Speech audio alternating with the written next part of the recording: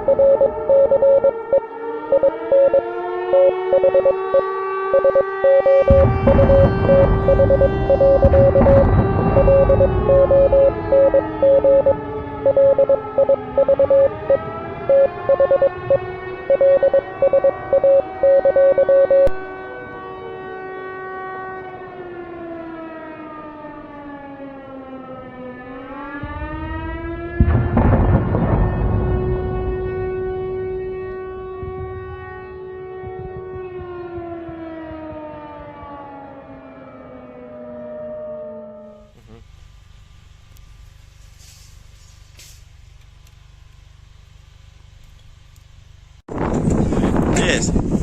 The Leaf Street Army sends its regards.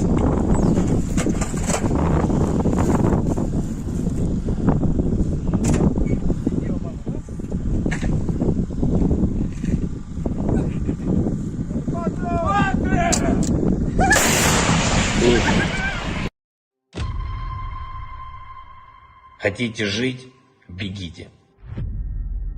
Хотите жить – сдавайтесь в плен. Россия не получит новую территорию Украины. Россия присоединит себя к той катастрофе, которую она принесла на оккупированную территорию нашей страны. Оккупант заполняет могилами захваченную территорию Украины.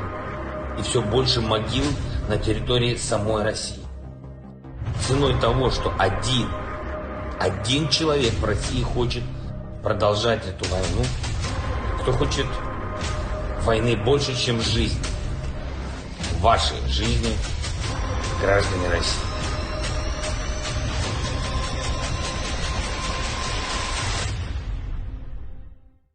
Русский военный корабль. Предлагаю сложить оружие и сдаться. Русский военный корабль, иди нахуй.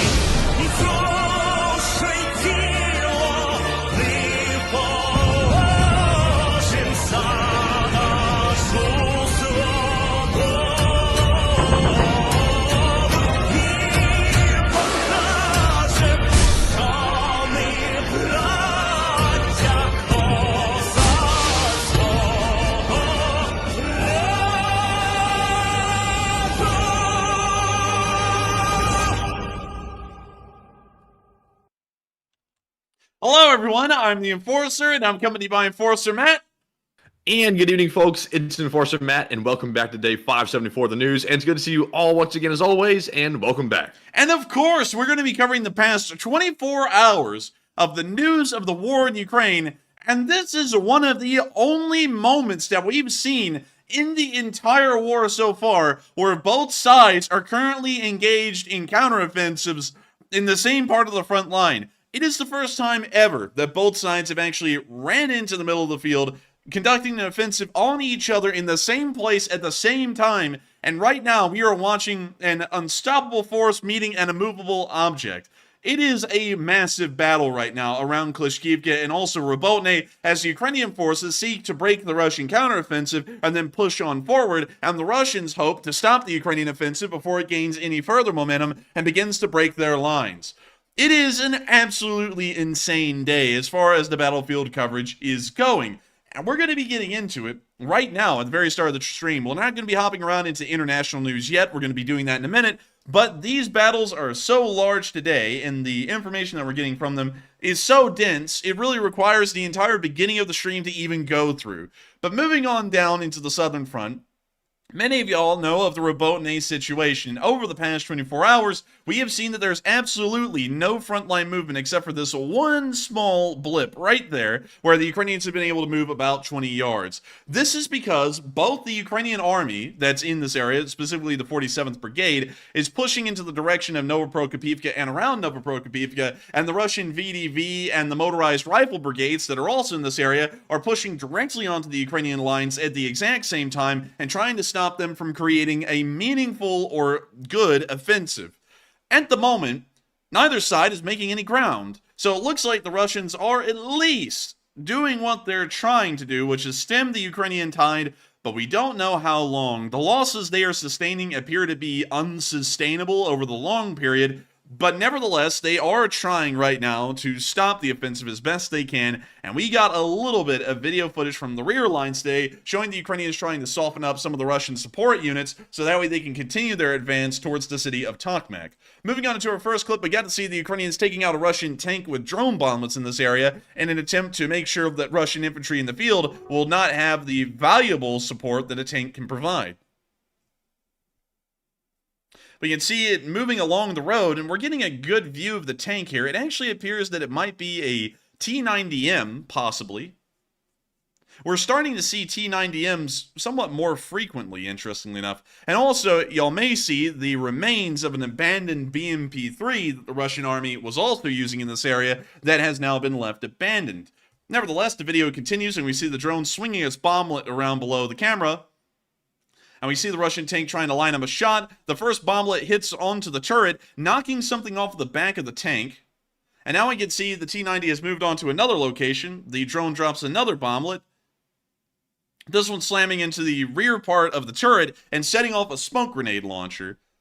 The tank is now moving on, and the thick black smoke coming out of the engine bay shows that it has suffered some kind of engine damage, but at the moment it appears that the damage that T-90M received in this video is somewhat light. Nevertheless, it's very interesting to see the Ukrainians trying to use everything within their means, including these small drones, to try and bring a stop to the Russian main battle tanks like this T-90M being used on the front lines to support the infantry.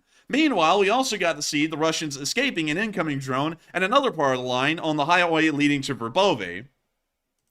We can see the Russians right here on top of the BTR. The drone's coming in and they see it coming, so they decide, Blit, get off! So they all start hopping off in every direction. The BTR driver starts trying to floor it at the same time, and the results are catastrophic. We can see the BTR get hit right at the rear of the vehicle, and we can still see infantry hopping off like fish. Nevertheless, absolutely wonderful to see that the Ukrainians were able to hit the BTR. It doesn't look like it was a death blow, but nevertheless, it is great to see that they were able to cause a lot of chaos, confusion, and disarray for some Russian infantry for a small while, and hopefully keep them on their toes instead of on the back of an APC. But moving on from this little clip and on into our next one from the area, we also got to see further back towards Tokmak that Ukrainian counter-battery fire has been trying its best to ensure that Russian forces in this area will not have artillery support. The war in Ukraine has been a very interesting one, and it certainly started to show the Western world that the doctrine of mass artillery and mass artillery battles is something that hasn't died yet in the modern war. It still exists in some form. And because of this, we of course get to see that both sides, the Ukrainians and the Russians, use an overwhelming amount of artillery. It's an amount that actually is eye-watering to most countries around the world, and nobody, the West and Russia, can keep up with the voracious demand for ammunition and shells that are being used inside of Ukraine. It was estimated that at the beginning of the war, the Russians were using 500,000 shells per day. It was also estimated that the Ukrainians were using somewhere around 300,000 shells per day as well. And you can get an idea that the just sheer volume of artillery fire in this war has been incredible. And what's more incredible is that somehow both sides have somehow been able to keep a decent amount of artillery pieces in operation so that way they can continue to fling shells down range. And one of these systems is the larger Akitsia 2S3 SPG.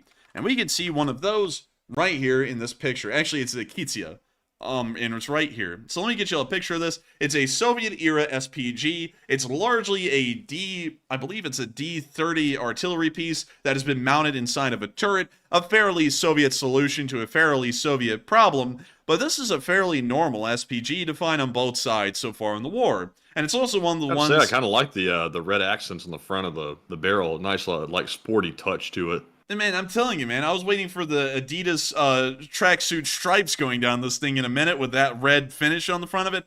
But nevertheless, it is an interesting little SPG, pretty archaic by modern standards, but for the most part, it does get the job done for both sides. And it is a priority target for the Ukrainians to knock out because it's SPGs like these that end up causing a decent amount of damage or suppressing fire to be brought against Ukrainian forces. And we can see that as a Russian truck was driving on its way from Tokmak towards the front line, that one of these two S3s had met its end due to an artillery strike on the road leading up to Novopokrovka. And we can see that right here.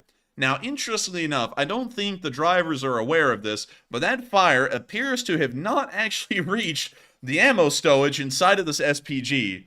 SPGs like this have paper-thin armor, and not only that, they are literally moving explosives. There is so much powder charges inside of these SPGs that when the fire reaches the powder charges, this thing usually blows up like a small Moab. And so I don't think this danger has really crossed their minds that this thing is literally a ticking bomb on the side of the road, but they drive by nevertheless and show us that one of the Russian 2S3s have been knocked out today by counter-battery fire. Of course, wonderful to see that the Ukrainians are trying to focus on Russian rear line assets, because the better they're able to focus and knock out these Russian artillery pieces, the better off they will be at stopping this Russian counteroffensive that is hoping to stop the Ukrainian advance where it is. the Russian offensive already has a fairly good understanding that they will not be able to hold the Ukrainians. We've already seen reports from the British Ministry of Defense that, according to satellite information, the 58th Combined Arms Army of the Russian Federation, which is the combined arms army that largely is in control of this area of the front line for the Russians, is already digging massive defensive positions around Tokmak and also fortifying the ones that are currently there. That clearly shows that they have no aim in holding the front line that they have right now. But that's not what the Russians are looking for. The Rasputitsa is coming around, and once the Rasputitsa arrives, offensives by both sides will largely come to a crawl or will stop entirely just due to the massive difficulties that they will face in an attempted offensive. That means that as long as the VDV and the motorized rifle brigades at Verbove and Novoprokopivka can hold off the Ukrainian offensive for the next month, they will be able to stop the Ukrainian offensive from reaching Tokmak probably until the later part of winter next year, around February or March of 2024. And this is something that the Russians are banking on heavily. We don't really know how successful this is because from what we understand, the VDV units in this area, the ones holding the main highway at Novoprokopivka, have been taking significant losses, and it does appear that the 47th Brigade is starting to make progress in fighting into the northern end of Novoprokopivka village. Nevertheless, we don't really know how successful this will be, and we don't know how much longer the VDV can hold out before their unit is completely attrited and just collapses where it exists. We also understand that the Russians don't have a strategic reserve, even now, to be able to draw into this frontline area to fill in the gap that the VDV are going to be leaving if they collapse. And we also understand that the VDV is also one of those strategic reserve units that was actually pulled out of the area of Bakhmut and brought down to Novoprokopivka for the sole purpose of the brigade before it, that was holding that area, had almost been attrited into oblivion, meaning that it was almost a non-existent unit, and then the VDV had to be brought in to hold that area. So we don't know how much longer the VDV will hold out, but if the Ukrainians are able to break the VDV forces on the highway from Novoprokopivka, they will largely have a clearer run from that point, from Novoprokopivka to the outskirts of Tokmak, and then the battle for Tokmak will begin in large. Moving on from that and into the area of Dolinka, we also got to see that a Ukrainian drone was able to get a very lucky turret toss in this somewhat relatively quiet part of the front line.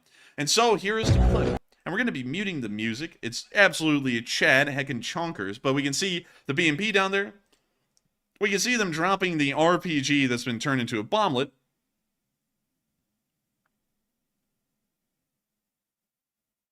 Dang. And I gotta say, pretty impressive. Man, they did a number on that. They turned it into dust. And I gotta tell you, man, they did turn it into dust. Also, really quickly, I'd like to correct something. There was misspeaking earlier on, and I just saw someone say it in the chat. You are correct, Alexander. It is not 500,000 shells per day. It's actually 500,000 shells per month, I believe. So I was about to say, if they were using 500,000 shells a day, they'd have been out a long time ago. Man, they wouldn't even have the SPGs to even get that kind of volume of fire at a given day. So sorry about that. That's a correction. 500,000 per month, not per day, because per day would literally be astronomically impossible to fulfill. And I also apparently misstated that earlier. So my apologies. We do want to be accurate on the news reporting there. And so hopefully we are able to correct that from a day to a month. But nevertheless, we're going to be moving on from this BMP that turned into a nice splatter on the ground. Of course, it's a splatter of shrapnel and motor oil, and it's completely within the community guidelines. Remember that, folks, completely within the guidelines. Moving on from that, however, we did get to see that outside of this area and behind the lines, the Ukrainians were still hard at work with their artillery as a 120mm mortar team was sending rounds at the Russians. We put this marker somewhat far back because we don't really want to violate operational security. These mortar units are usually operating close to the front lines where they're currently at, usually maybe a mile or two away, so we don't really want to move it towards the front lines because that may be an operational security issue for the guys in this video. But we can see them here throwing up a gang sign as this guy is going up with the mortar shell to drop it into the mortar tube.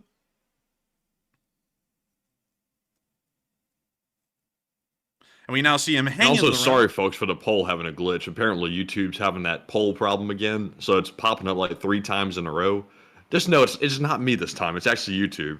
Man, YouTube is messing with us nowadays. And also, we have been age restricted twice in a row now, on Sunday night and last night. And we don't even really know why. We don't know if it's a certain community of people out there who are targeting this channel with selected reports, or if it's YouTube coming down on us, because while a lot of people have been dealing with YouTube coming down on them, the Ukraine war reporting world really hasn't had a problem with that. But nevertheless, getting back to this clip, when you see them hanging the round, dropping the mortar round, down the tube, and then we're about to watch the round disappear in a single frame. Boom! And there it goes. Off into oblivion, wherever that may be, hopefully hitting Russian forces dead on the nail. But of course, absolutely incredible to see. Hopefully we'll get to see some footage later on of these mortar rounds dropping onto the Russians. But for the moment, this is the only video we have.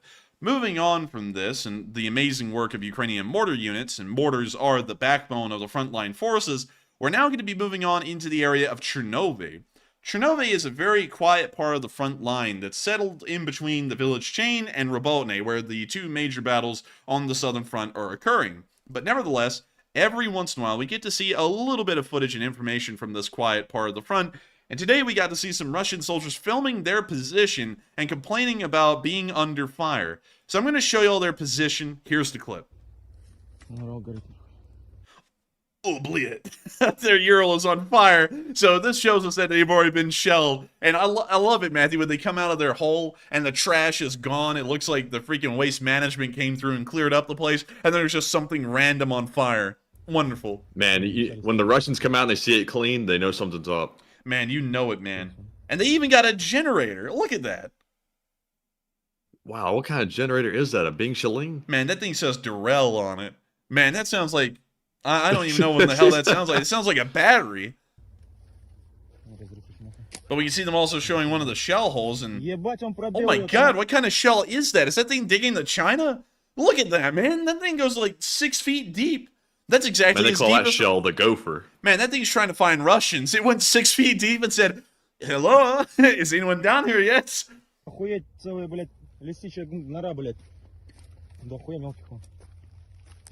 Good lord, I don't even know what in the world's digging that kind of hole. But we can see the Ural here continuing to burn.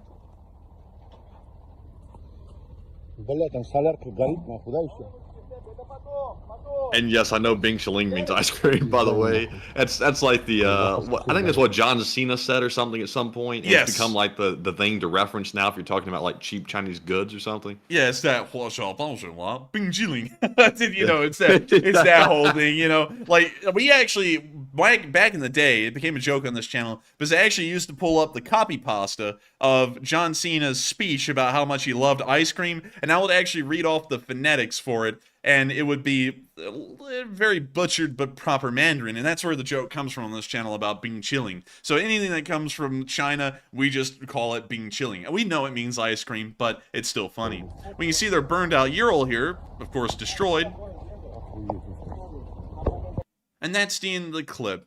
But isn't it nice to see that the Russians are always getting a little bit of their own medicine when it comes to the artillery? I love to see it. It's wonderful. And so we're going to be moving on from that and moving on into our next bit of news down the southern front. We only got one clip today from the Staromyorsk-Zaydaba-Bazhanya area of the front line, but it did show Ukrainian forces moving forward, which is promising, but we haven't seen any frontline updates since this video came out, and also since that banger just dropped. And you can get that on SoundCloud. I'm just kidding, of course.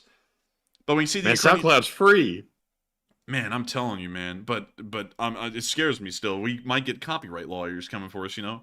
I'm scared.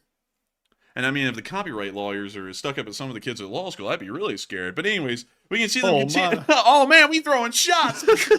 But anyways, we can see them moving up through the fields. Of course, nice to see, but we don't actually have a lot of information moving on beyond this. It just shows them advancing. We, of course, weren't able to geolocate this for operational security reasons, but it does appear that they are moving up nevertheless. Still, wonderful to see, and hopefully they will be able to continue the advance in that area. Speaking of which, I thought I would give y'all a treat today, and considering that we're actually still fairly early into the stream, why not? Let me move up here really quickly. We're going to move past Yakharivka for just a moment and come back to that in a second. But, y'all might not believe it, we are going to be showing a video clip tonight of the one and only Igor Chaga Chaga. a 7-minute and 50-second long clip of Magyar doing his thing. It's the shortest one that I've been able to find in a little bit. Usually they're like 20 minutes long, and that's why they usually never make it to stream, because they are just so long. But I was able to find one that was only less than 8 minutes long. So we're going to be watching this, and it, of course, is entertaining in the usual Magyar style. He's got a way of with presentation. He's also got a way of showing us what Magyar's Birds has been able to do in this area of the line. They've been doing incredible work, and without further ado, here's the clip. Hey! Падабум! Що може бути краще палаючого, хробачого Уралу у посадці? Man, it's been such a long time. Man, it's been so long since we heard his calm and demure tone showing all these burning vehicles. Шляховик. До речі, досить свіжий. Теж сьогодні, 20 вересня. А отримав він пописку саме так. Dude, they hit in the Land Cruiser. it's not the Land. Dude, Magyar's going hard on that space bar. Do you hear him smashing that thing? Dude, he just sat there and shattered that thing into an alt and an alt bar. He just turned that thing into 2 more alt bars. He went, and then just split that thing into 2. He's putting the whole fist down on that Dude, space bar. Listen to that. Саме так. The Force, man, the Force. Мінімум. Mitsubishi Pajero. Джага-джага. Hey, dude, he said the thing. А що може бути краще, ніж палаючий, хробачий позашляховик? А краще тільки спалений FPV-хою хробачий танк. Падабум! Hey, Chugga, damn, that was a chugga. Turtles, wasn't it? Ось такий. It looked like it a little bit. Let's see if it was. Падабум! Джага-джага. I saw something. It was the cope cage. The cope cage went Oh. flying. See, there's the cope cage up there. It looks like a freaking fridge door. And then when the tank gets hit, it goes flying up into space. Падабум! Джага-джага. I mean, I'll give that a 10 out of 10, even though it wasn't a turret. I'll give it a 10 out of 10. I've never seen a cope cage fly.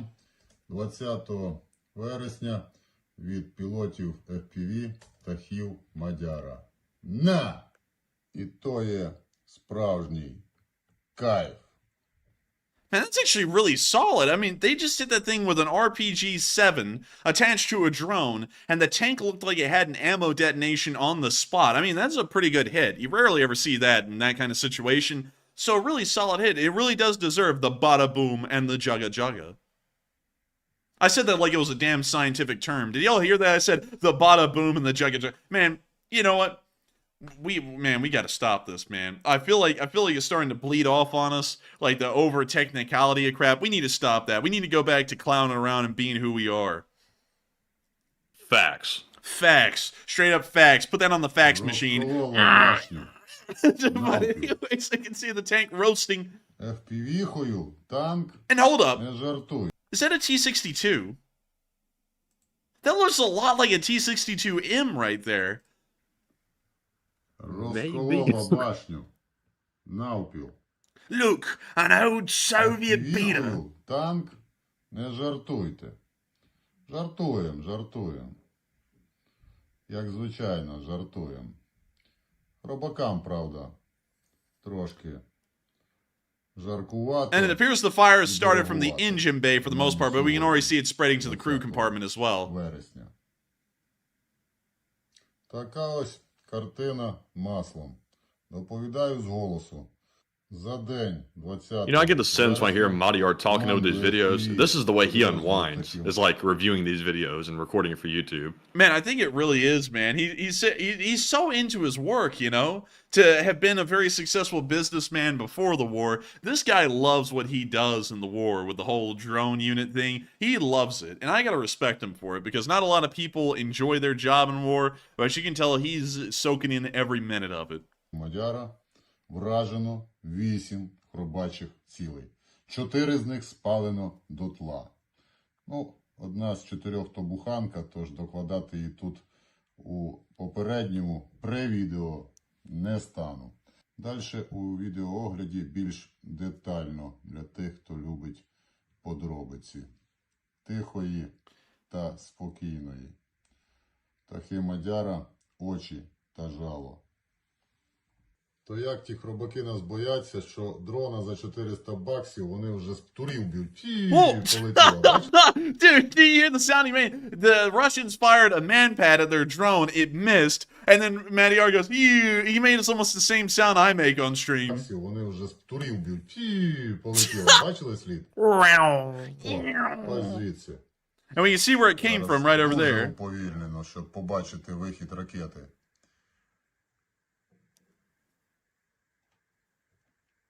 Ось. Ну, що вам скажу. Протитанковою керованою ракетою нам, звісно, вже лупили хробаки і мавіки. Now we see the drone turning towards where the manpad came from and going to take a closer look.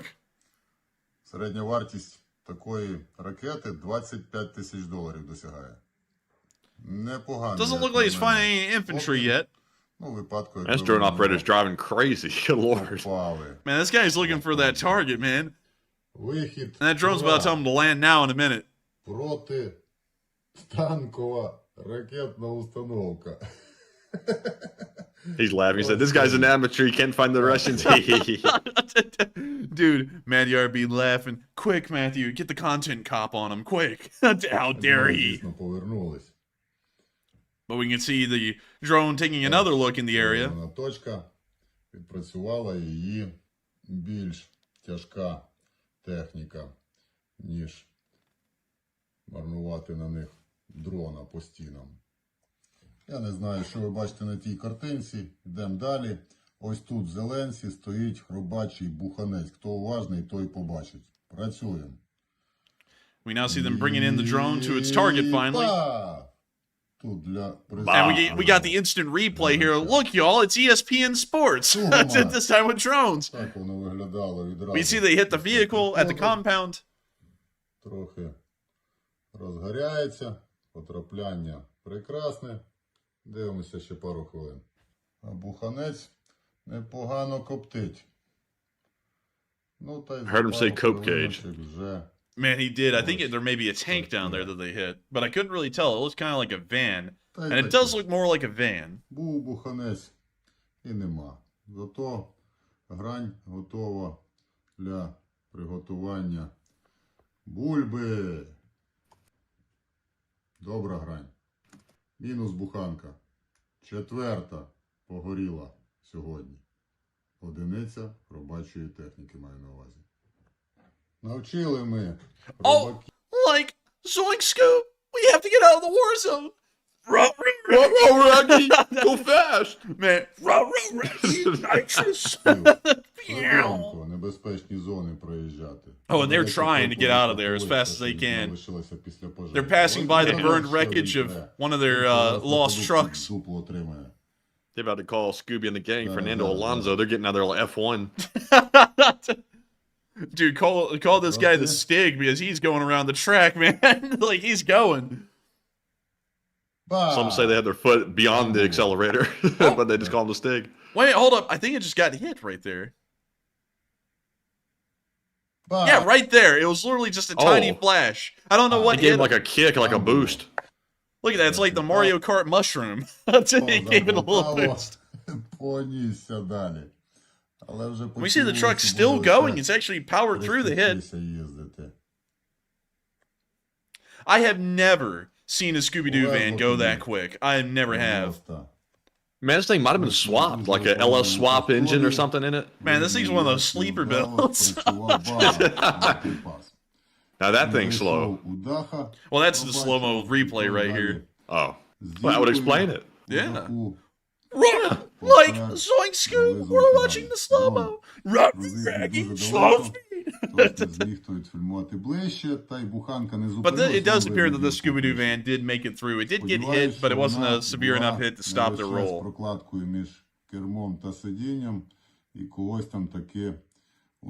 Man, Magyar is like giving a whole like speech on this thing. He is, man. He's giving the State of the Union.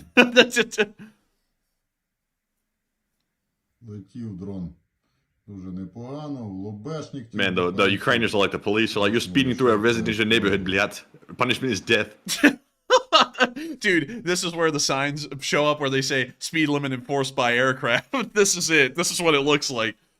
Оп. Oh, wait a minute. The Scooby-Doo van is not going to make it out because as you all saw, they hit it with a bomblet. Now they're bringing in the whole RPG round to hit it right in the hood with. So, Ті буханці I have a feeling this thing's going to be going a lot лишили slower in a second. траєкторію. And it appears that the speed limit has been Пройшлися enforced. по хробачим посадкам звичайним. Бачайте, вже скоро північ, тож не може бути. Oh, and now they're going up the rear end of a Lada, and that sounded so bad. Don't even think I said it that way. But we can now see a green Lada down there. Займатися справами. До речі, That's like Serpro, like driving in. жаба виїхала від We're раку here to clean up the mess. після влупу у Man, you can't clean this mess up. The Russians are like beyond repair. Man, you ought to see the mess of the Russians that are in that car. Наостанок дуже коротенько. You see them hitting some kind of a truck. Oh, it was a Ural again. It seems to be like the same Ural. Man, he's showing all the hits now. He's going through all of them one after the other. Дон. He's adding a new sound. Ідіть в жопу, хейтери. Man, Magyar's being extra today. He said Don. Козирний дин. Зда тобі дон, дон, дон, дон. You spread. What is he doing, man? He sounds a little bit drunk, I'm not gonna lie. He's like saying Kadarov's line all of a sudden. It's spreading a dawn. The disease of dawn is going to take over all of the Eastern Europe at dawn. Kadarov is Don. Таке Мадяра, очі та жало. Робачий жах. And that's the end of that clip. But of course, wonderful to have Magyar back on camera again on this show. And wonderful to know that Magyar's birds have been out there on the lines, continuing to take care of business. And I gotta tell you, Matthew, Magyar's birds, they're the best at TCB, taking care of business. But moving They're the on. birds. But I'm the biggest bird. I'm the biggest. But anyways, moving on from that into one of our last clips in the Southern Front, we did get to see some Russians getting ambushed in the open. Did you mean to say ambush? Oh, like yeah, that? I totally meant to say it like that. But here's the clip. When you see the Russians walking down the street, going, oh man, I wish I was making to them. I'm not even getting paid. And now we can see them going into the bush. And they said they go, hey, wait a minute. This isn't a normal bush. It's full of ham. It's a freaking ham bush. And there goes the ham bush. Oh my goodness. And now y'all can see why it's called a ham bush. Alas, it isn't ham, it's Russians. But anyways, hey, that's not spam. But anyways, we can see the Russians down there in the bush. They're kind of trying to figure out what to do. Man, they are rustling around in that like shrubbery. In that like shrubbery. But nevertheless, that's the end of the clip. We can see a Russian taking a nap there, of course, escaping the danger. He is now perfectly okay, but of course taking a little nap on the job. And remember, everyone, that is nothing out of the ordinary. It's normal to see Russians taking naps on the front lines, and also normal for the Ukrainians to catch that on film. We always make sure to follow the community guidelines on this channel, and therefore we never show anything that's graphic or disturbing in nature. And that video, while some people may believe is something else, it was in fact a Russian soldier who was sleeping on the side of the road, of course after having escaped danger. But we always make sure, everyone, to follow the guidelines, and we never disobey the guidelines. That is something that we adhere to a letter on this channel. He's only sleeping, everyone. He's only sleeping. But moving on from that, and also from the Southern Front, it's now time for us to move on into the international news. And also, we're still trying to get the whole story on this. We may or may not cover a bit of news that we don't have in bulletins that, has been going on over the past few days. We're still waiting for that story to completely develop because it's a very large story, and it's one that we're not really even sure if we can cover yet now with all the information that has come out, but we'll be seeing about it. But it's now time for us to move on into Moskva, and we're about to be moving on into a story of some of the highest aircraft losses that the Russian Air Force has sustained in a single day. We have never seen the Russians lose 4 aircraft in one day. And this is the first day that we've seen such a thing, even since the attack on Pskov, which ended up destroying 2 Ilyushin 76s, which was the largest loss of aircraft in a single day throughout the entire war. But before we get to all of the news in Russia about all of the aircraft that have ended up being destroyed today, we have to do something beforehand. And it's something big. It's something major. And this is something that a lot of y'all also enjoy as well. We have to talk to y'all. We have to sit down and have a one-on-one conversation with you. And we have to talk about what's been going on down there in the live chat. There's been crazy stuff. I'm seeing some things like people saying ham. How many tires is that? And most importantly, and last but not least, uh-oh. Those are kind of the interesting comments that are coming out of the live chat at this moment. And I would love to see what else y'all have been saying down there. And so with that, what do we got, Matthew? All right, and it's time for our first segment of polls. And y'all know we love the polls. No matter what they do, we still love the polls. And the first poll says, the U.S. has decided against sending attackers to Ukraine for now. And what do you think of that move? 81% said that's a bad move. Ukraine really needed those. 7% said unsure. 6% said, I'm kind of somewhat indifferent to it. And another 6% said good move. Be cautious with weapons. And I have to say, I am disappointed to hear that because the U.S. led everyone to believe that they were going to send attackers to Ukraine in the next aid package. It was almost a certainty, but now they have revoked that and they're not sending them in the package. That is the official story. Now, the way things work, that could change very rapidly, but for right now, they're not sending them. So, very disappointing to hear, and it kind of makes us look like we're doing the turkey routine, and we're flip-flopping like crazy, and we're really not sure what we're going to do. So, you know, it's disappointing. But Enforcer, what say you? I would have to say it's unfortunate to hear that we're not going to be sending ATACMS. It's not the end of the world. The Ukrainians still do have Storm Shadows and Scalp EGs. We actually saw one of those used today. But it's still unfortunate to hear because the ATACMS was going to be far cheaper. It's about the third of a cost of a Storm Shadow and is able to do largely the same things. It just has 100 miles less of range. So a little unfortunate to hear. I don't think it's the end of the world. But I don't like the idea of U.S. officials hyping everyone up in the world to hear that we're going to be sending them ATACMS, and then, lo, it is nothing. We don't send them anything along those lines. But with that, I hope that does address that fairly well, and we are on to the next one. All right, and before I get into the next poll, I just want to say this real quick. Don't jump to judgment really quick on this next one because the news is shocking to some that this has happened, but we do have some details about it. And also, I do have my opinion on it, as well as I'm sure you have your own opinion about it. So the question here says on the poll, effective today, Poland has ended military aid to Ukraine. And what is your take on this? It looks like 35% said Poland is being stubborn, and that's no good.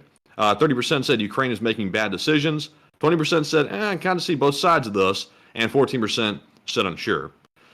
And on this one, I have to say that in my opinion, I think everyone makes mistakes, and that goes for countries as well.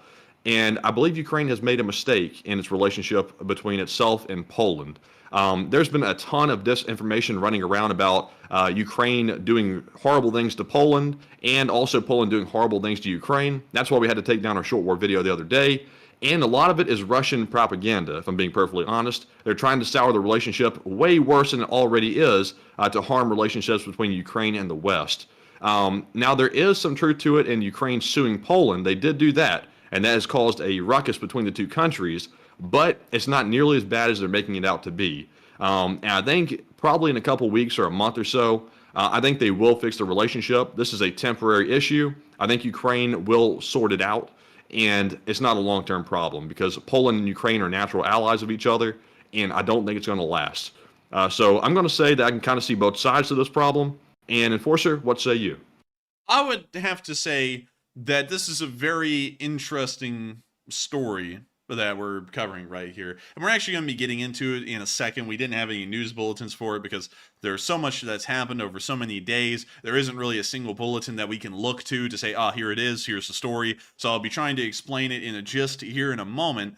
But I would have to largely agree with Matthew and go with the 30% of y'all who said that the Ukrainians have made something of a mistake, because they kind of have. Of course, everyone errs, and I'm not into the idea of lambasting anyone because they make an error or a wrongdoing. It's something that everyone will do at some point. But regardless, I don't think it was a smart idea for the Ukrainians to sue the Polish over the failure to receive Ukrainian grains. To try and explain the situation so we don't have to go over it here in a moment, here's what's been going on behind the scenes. And we've also touched on this on the channel over several months in smaller bits on stream. Poland has its own agricultural sector like every single nation has, and Poland's is somewhat fragile, and also due to European Union regulations, there is a lot of additional things that farmers must do that increases the cost of grains that are produced inside of Poland. And these regulatory concerns don't really matter in Ukraine. This means that the cost to produce grains inside of Ukraine is significantly cheaper than it is in Poland. And so at the beginning of the war, Poland, in an attempt to ensure that the Ukrainian economy would continue to succeed, said that Ukraine could import their grain. And considering that it was very difficult for grain for most of the war to even be shipped out of the country into its usual buyers, such as China, Saudi Arabia, Egypt, and so on, a lot of that Ukrainian grain ended up losing a lot of its value because the demand was simply not there, or the ability to fulfill demand outside of Europe wasn't there. And so cheap Ukrainian grains began to flood Polish markets to an unbelievable degree. The Polish, of course, started to get quite concerned about this because if they allow Ukrainian farmers to sell their grain at significantly cheaper prices inside of their country, that can actually end up devastating the Polish agricultural industry and lead them to collapse. And so the Polish made a decision a little while ago that they were going to start heavily limiting the amount of imported grains from Ukraine so that way they could protect their farmers and also protect their agricultural industry. As a stance on this channel, we have largely supported the decision of the Poles throughout this entire ordeal. The Polish have been supporting Ukraine through and through, have taken on millions of refugees, provided billions of dollars of military and economic support to the nation of Ukraine, among many other benefits as well. And it would be very unfair for them to have provided all of this support and then for everyone in the world to expect that they were supposed to let their agricultural industry possibly collapse to try and uphold or bolster the Ukrainian agricultural industry, which is going to have a very tough time regardless. And so recently, just a few days ago, the Ukrainians have actually started a lawsuit in the World Trade Organization to try and force the Poles to open up their market to the sale of Ukrainian grains. We can't really say where that's going to go at the moment. That can go really anywhere, especially since I don't know what the actual proceedings are like inside of a World Trade Organization lawsuit. But nevertheless, it is something that I would have to say I didn't really like the idea of. I actually would have to agree with the Polish on this one. They do have a right to protect their agricultural industry and ensure that it doesn't end up washing away, because who's to say that the Ukrainian farmers won't end up disappearing or having a very tough time anyways because of the war, whether they're able to import their grains to Poland or not. So that's kind of the whole lay of the land. Some people have been taking this very harshly, and also that's because Russian propaganda has been very quick to pick up on the story and make it a lot worse than it sounds. It's honestly not that bad, and it's not a horrendous situation like it's being painted out to be.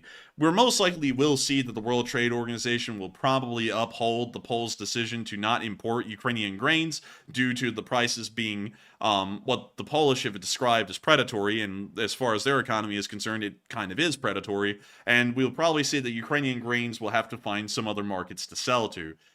Who those will be, I'm not really sure. But nevertheless, that's kind of the whole entire story right now, and I would have to say I would have to side with the Poles on this one, and I don't really think it was a smart idea to try and enforce the issue on the hand of the Ukrainians. But nevertheless, fairly interesting development. And also the Polish have stated their official reason for moving their grain shipments actually cutting their military support is that they're saying that they are now going to be focusing entirely on building up the Polish army for whatever may be coming in the future.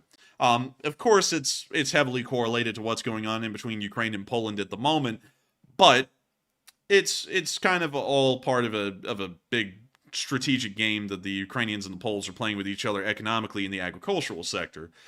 This is one thing I have to make clear, though. The story is a little tough to cover. And while it's not necessarily a proud moment for Ukraine, it's not a terrible moment either. Accidents will be made. The United States has made plenty of accidents. Britain's made plenty of accidents. Every nation in the world has had plenty of accidents. Hell, even the Polish have had plenty of accidents in the past as well. No one's impervious to having a fault as a nation.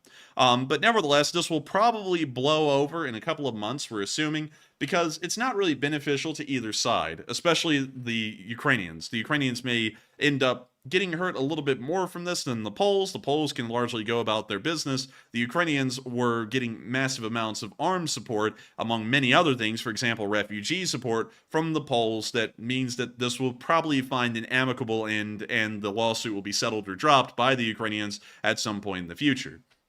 But that's kind of the entire story, and and we've largely been trying to figure out how to cover this story, because it's been one that's been mired with so many lies and deceits by the Russians, because the Russians really did pick up this thing and run with it, that we've had a very hard time covering this story just because it's so difficult. But nevertheless, that's about the most neutral analysis we can give on the situation so far. We always try and have the most accurate information when we cover this news on our channel, and so I hope that that story is our best attempt at the moment to cover the ongoing situation diplomatically in between the Ukrainians and the Poles. And so with that, And real quick, honestly, like I heard the Polish, I believe it was the president say, he made an analogy, if I can speak. He made an analogy yesterday about the situation with the Ukrainian grain going to Poland and that whole lawsuit situation. And he said basically Ukraine is acting like a drowning person, trying to save themselves by trying to drown someone else. And I'll be perfectly honest, playing the devil's advocate for just a moment, Ukraine is in a bad spot when it comes to their economy, because Russia, by invading their country, has wrecked it to a great degree. So Ukraine's trying to do everything they can to try to preserve their own economy so that their people don't end up drowning. And unfortunately, they've made the mistake of suing Poland, which was probably not the best idea. But at the same time, I understand why they're doing it, because they are desperate to make sure their economy stays afloat. They do bear some fault, certainly, but they don't bear, to get crucified for it. And I'd also agree with that as well. So with that, hope that does address that fairly well. Also, Matthew, I like how Taliban Jihad came in here with a hot take. It's like, what the hell's your name, dude? It's like, what the hell is that? But anyways, I hope that does address that fairly well. I do have to say this, though. The modern world is very into the idea of crucifying anything and everyone, and I'm not into that at all. The Ukrainians, in my opinion, have made a mistake here, but this doesn't stop me from supporting Ukraine. There are still massive strategic interests at play in the Western world, and not only that, there are a lot of Ukrainian people on the humanitarian side of things that would live terrible lives of abject subjugation, for the most part, under Russian rule. And so for that reason, I believe it's entirely within our interest to continue to support Ukraine, and this is just a single mistake. We haven't seen the Ukrainians make a lot of mistakes, and honestly, for the war to have gone on 574 days, and this is the first time anyone said, hey, that's not really the best thing the Ukrainians have done. I mean, hell, that's a pretty damn good track record at this point. But with that, I hope that does address that fairly well, at least in my opinion, and with that, we are on to the next one. All right, and we're moving on to our super chat questions, and we're going to take 3 of them. And our first one goes to Robert Nicholson, who puts in a $50 donation. And thank you very much, Robert, for that support. And he says, Slava Corgis and Slava the Enforcers. And thank you for your great work. And thank you. And thank you so much for the support and keeping this channel running. And Slava the Corgis. And I got to thank you so much for loving our Corgis. We haven't shown them a lot lately, but they are absolutely precious. We were doing some math the other day, and I actually got panicked because we did the math wrong, and I thought that Mr. Corgi was actually 7 years old, and he was going to be turning 8 years old here soon. And I was like, oh no, Mr. Corgi, he's only going to be here for 4 more years. And then we did the math wrong. We figured out he actually has about half of his life left. He's got like about 6 more years left in him, according to the average lifespan of Corgis. I love my Corgis. I come home every day, and I'm so happy to see them. They're so happy to see us. They love every single person in this house. I can't love the Corgis enough. And I thank you so much for saying Slava the Corgis, because I hope that they live long and they prosper well here in this house. And so with that, thank you so much once again, and Slava Ukraini. And also, Matty, did he want a live chat? He did not. All right. Well, with that, thank you so much once again, and thank you for helping us to keep the lights on, pay the bills, and everything else. And with that, we are on to the next one.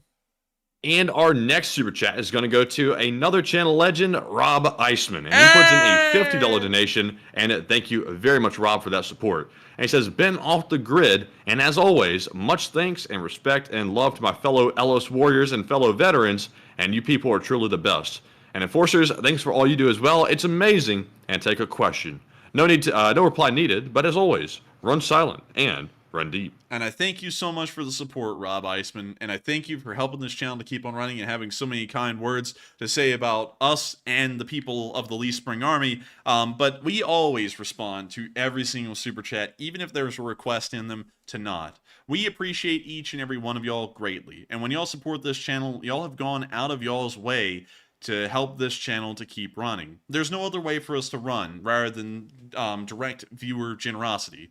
And unlike others, I do understand what it took to be able to earn $1, and so I'm heavily appreciative of when folks support us greatly, whether it be $1 or $500. All of that is greatly supported, in my opinion, and we always want to make sure that we thank each and every one of y'all for that, because it means a lot to us that y'all find this channel to be so worthwhile that y'all would help us to keep it running, and it's the only way we can.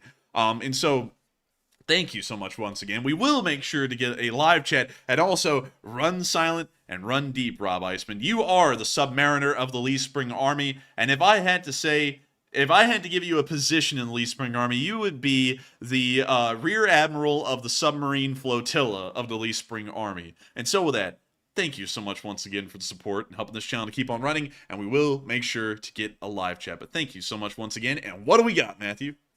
All right, and the live chat question is going to go to Bee's Nest, who says, what's the latest on our boy Kadyrov? Don. He is, I don't really know Don. The last we heard of Don, a motorcade showed up at his hospital at Don, but we haven't heard anything beyond that at Don, so I don't really know what Don. But the last we heard, he was in a coma at Don, so that's what I'm going to tell you at Don. But with that, Don. From what we heard, he's in a coma. So he's still alive, but we don't know how much. We're going to be trying to get more news on that here soon. But I can't make you any guarantees because news on Kadyrov is kind of few and far in between, although it's a serious situation.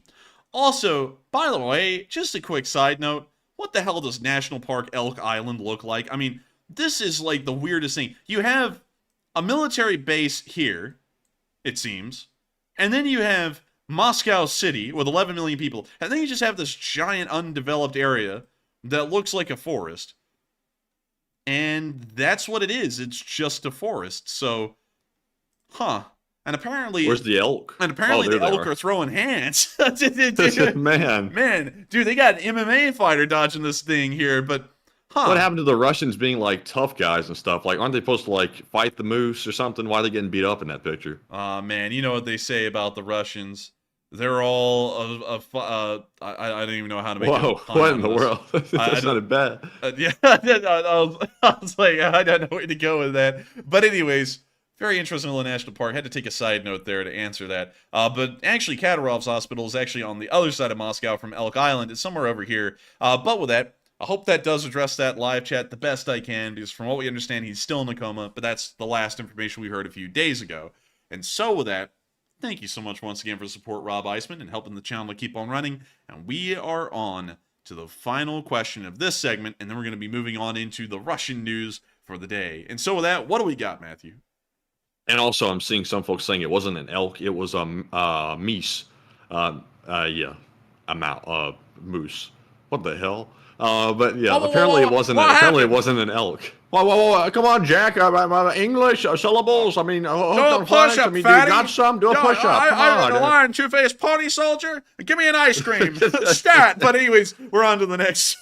And the next one goes to Duncan VR, who puts in a $30 donation. And thank you very much, Duncan, for that support. And speaking of animals, he says, Bamuba, Igor. He said, Baba, and Jaga Jaga. Do you think he's watching the show? Don. Who? Yeah, Igor? He says, Don, Baba. Man, I'm telling you, Baba. And of course, speaking a German word. German word? Woof, oink, oink, meow. No, respect. Oh, wow. Sava Scooby. Oh, man, I'm telling you. And I got to thank you so much for the support, Duncan VR, and helping the channel to keep on running. And I got to thank you for throwing in your traditional animal noises. I also have to say, is Magyar watching the show? Possibly. A lot of people actually are very quiet when they watch this show. Like, the people that we found out over time that watch this show is actually mind-blowing to us. that some of these people watch our show. So it blows us away. So he might be watching the show, but we've never gotten any official notice from him that he's watching the show. The 231st is attached to Magyar's birds in a way, but we never really heard from them if Magyar is watching the show or not. So with that, I thank you for the support. I hope that does give an answer to part of it. And also, like, Zoink Scoop, I think he sent in support. Right, Raggy? Support? But also, another thing, you know, Duncan VR's profile picture, Matthew, remind me of someone we haven't seen in a while. Psyops. Psyops. Where in the world Psyops? I don't know.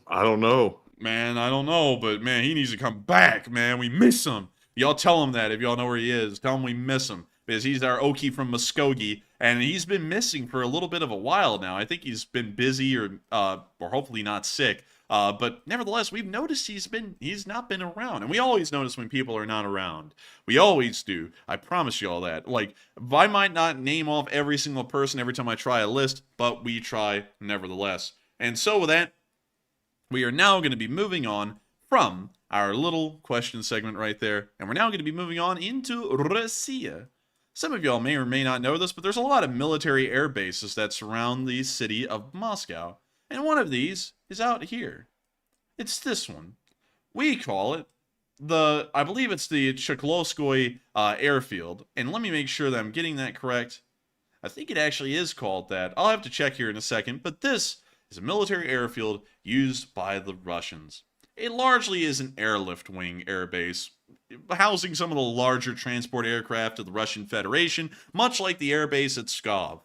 And it appears that some Ukrainian saboteurs were able to get some good damage in on September 18th. The news just surfaced today, but according to initial reports, the Russians have lost 3 aircraft at the Cheklovsky Air Base, an Antonov 148, an IL-20, and an Mi-28N helicopter. And apparently another AN-148 was also slightly damaged. When you see pictures of the damage to some of these aircraft, it's very blurry pictures, but I'll be pulling up some of these aircraft to give you all an idea of what they look like. So let me go to the Antonov 148. And here's what an Antonov 148 looks like. I'm not going to lie, it actually doesn't look that bad. It's like a stubby little itty-bitty transport plane. You know, it's kind of Russian looking, you know, it's what you'd kind of expect. But you can also tell that it got some of those Airbus vibes to it. I don't know what it is, but it kind of looks like it's an Airbus ripoff. It looks jank.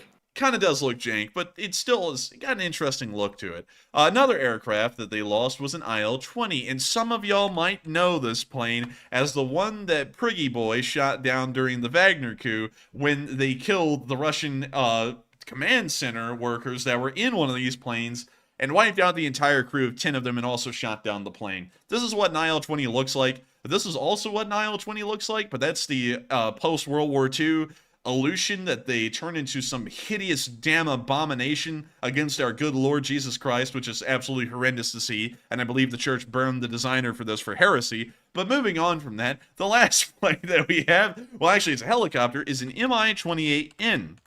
We don't hear about this one a lot, but its NATO call sign is Havoc. And the only thing that this thing has done in the war is everything but Havoc. We haven't really seen it a lot. It seems to be a helicopter that the Russians use in limited numbers, but that's what an Mi-28N looks like.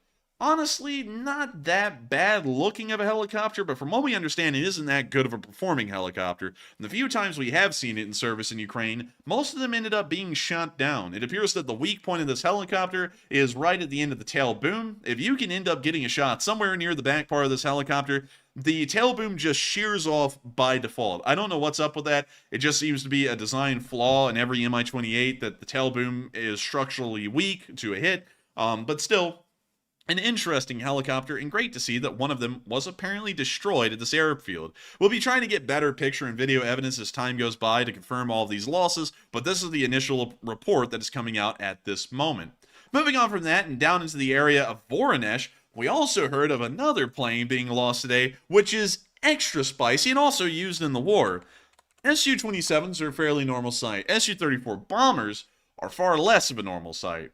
This is the Russians' Frontline bomber, directly built off an Su-27 fighter aircraft. It has a tandem cockpit where the pilots sit side by side, and also it has a built-in laboratory. Or laboratory. That's actually what it's called.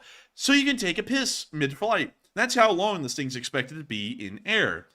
One of these actually ended up being lost today in a crash where the pilots ended up slamming it into the ground, but they slammed it into the ground softly enough that the cockpit was left intact. Everything else kind of messed up, kind of gone, but still, really nice to see that they were able to lose another Su-34 today in the area of Voronezh. Also, by the way, another quick note, this is also very close to the area where the Russians shot down that Ilyushin-20 during the Wagner coup. They actually shot that down up near Lipetsk, in between Voronezh and Lipetsk, but of course, those times are long gone. Now, Su-34s grow in the fields, and it appears that they are ripe for the harvest. Moving on from the Russian news, however, because that's all we got from Russia today, and it was wonderful to see, we're now going to be moving on back into Ukraine and on into our location unknowns. We have some really cool ones today, starting off with our first one, showing a new kind of evacuation robot. And so, here's the clip. And I don't know how well that's going to be in evacuating the wounded, but it looks fun.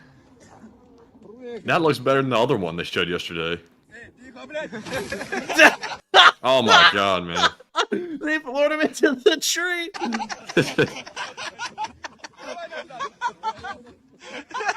Imagine if you're wounded and they do that. Oh, that would be so funny.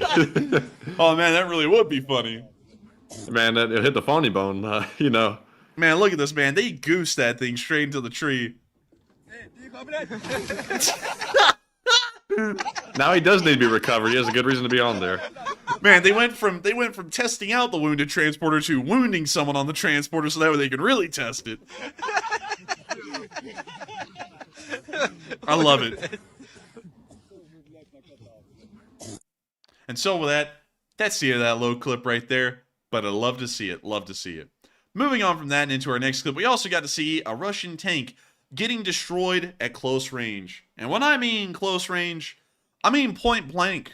This is the first time that we've ever seen tanks in this war 10 yards away from each other, exchanging shots like it's Pirates of the Caribbean. But y'all are about to see that in this clip. We see the drone panning around, looking for some action, and oh buddy, you're about to find it. We can see a little puff of smoke over there. And that's actually the Russian main battle tank getting hit from directly across the tree line. You might have been able to see it right there, but the Ukrainian tank is right there. The Russian main battle tank is right there where the mouse cursor is circling. There's the Ukrainian one. There's the Russian one. There's only about a 30-foot wide tree line splitting the two from each other. The Ukrainian tank is pouring rounds directly into the side of this Russian main battle tank from a point-blank distance. We have never seen anything like this before in the war, but the 3 shots that the Ukrainian tank was able to land onto this Russian MBT destroyed it completely, of course, and we didn't see any of the crew bail out either. So they're sleeping on the job.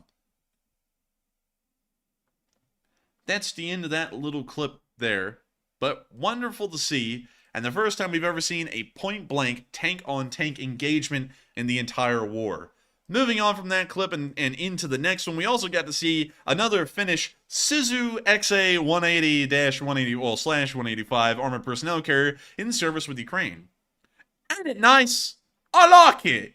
I like it a lot, Governor. But nevertheless, it's just a little APC. It's kind of like a elongated VAB, and the VAB is fabulous. And this thing is Zislin. Hopefully finding a way to make a pun on every name. But anyways, moving on from that and into our next clip, we also got to see a montage of the SBU destroying some vehicles and equipment. Here's the clip. We're going to have to mute it, but we can see the SBU lining up their first targets of the day.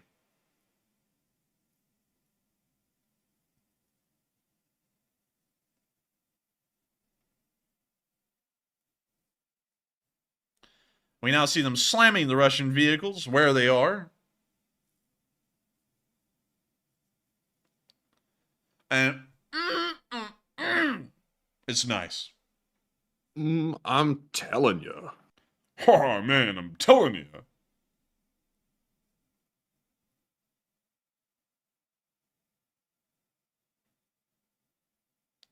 And we see them hitting vehicle after vehicle and just making the Russians' day a little bit worse.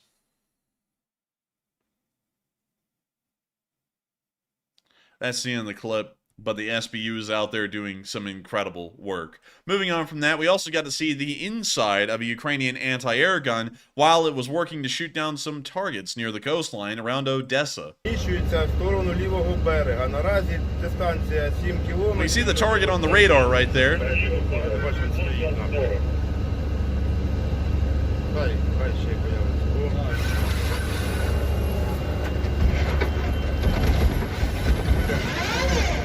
You hear the turret slewing.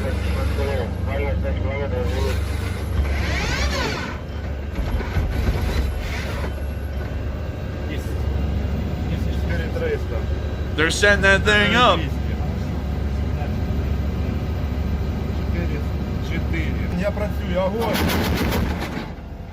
And now they're putting them down range. Sounds like a Gepard. And they got it.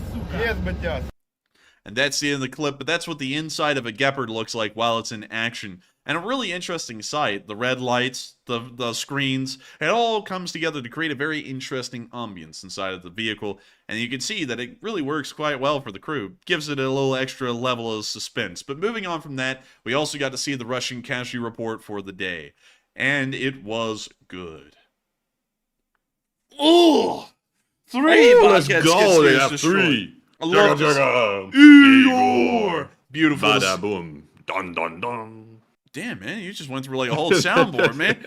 But 3 Bobcat skid steers destroyed, an impressive number, and the numbers were pretty good in really every single category. 520 Russian infantry were wiped out over the past 24 hours alone, along with an additional 17 armored personnel carriers, 32 supply trucks, 7 main battle tanks, 34 artillery pieces, 37 drones, and 1 MLRS system. Of course, the MLRS, that's kind of like a one-off thing. You don't really see those getting destroyed on a consistent basis, but the number in every single category was on average in the infantry losses and above average in every other one. And so beautiful to see that the Ukrainians have been continuing to hone their ability to destroy Russian armor and equipment, because the more they lose, the worse off their infantry will be, and hopefully the better off the Ukrainians will be during their offensives.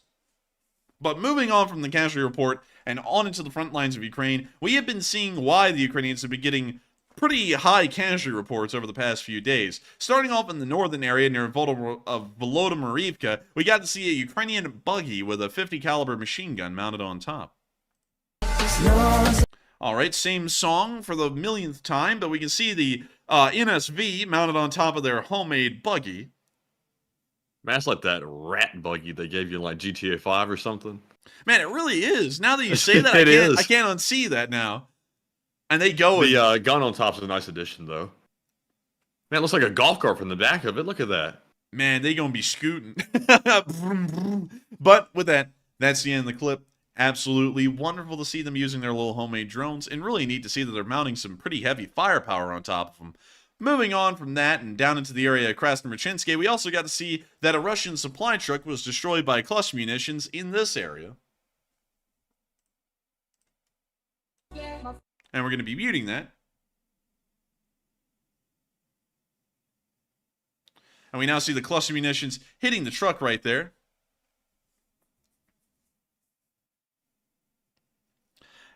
And now we can see that the Russian driver must be Tony, because he went, "Oh, look, I can drive now," and started driving while the back of the truck's on fire. Oh, now he's flooring it. I guess he figured out there's a fire on the back of the truck. And now the fire looks like it's going out. Oh, wait a minute, he actually had a strategy here. The faster he went, he was hoping the fire would go out, and it did. Huh. The first time I've ever seen a Russian be smart. The first time I've ever seen anything the Russians try work at all. But with that, that's the end of the clip. Absolutely wonderful to see that the cluster munitions did a little bit of work, didn't take the vehicle out, but certainly scared the driver, no doubt about that. Moving on from that and down into the area of Bakhmut, we're now once again entering the real news today. After Ukrainian forces retook Klischkiivka, report after report is coming out by the Ukrainian Ministry of Defense, stating that the Russians are trying vehemently to conduct massive counterattacks onto this area and try and push the Ukrainians back out of Klischkiivka. Currently, the Ukrainians are stopping all of the Russian counteroffensives directed towards the village, and it's expected that the Russians will not make any headway in stopping the Ukrainian offensive from pushing towards Odrivka and Opik. Robotyne. But moving on up into our northern flank, we did get to see that the Ukrainians stole a Zala drone, or more so, finessed a Zala drone from the fields in this area. We see the Ukrainian coming up to the Zala drone, which is crash-landed in the field, packing up the chute, picking up the drone. I mean, this man is experienced. And we see him turning around and looking at the Russian drone, I guess that's watching him, and he's just nonchalantly making his way back through town with the drone he's got.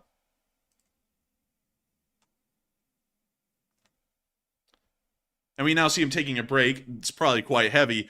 But hey, he got a free Zala today. And I gotta say, Matthew, he be hitting up that Zala like some people be smoking up that Zaza. You know what I mean? But anyways, I don't know nothing about it. Man, Nothing. I don't know nothing about it. But anyways, moving on from that and down into the southern flank, we did get to see near Klischkiivka that the Ukrainians were recovering a BMP that had gotten stuck inside of a crater on the front line while the battle was going on in the background. The Russians had actually launched a glide bomb at the Ukrainian forces, and you can see the mushroom cloud of that in the background while they're trying to recover the BMP in this part of the field.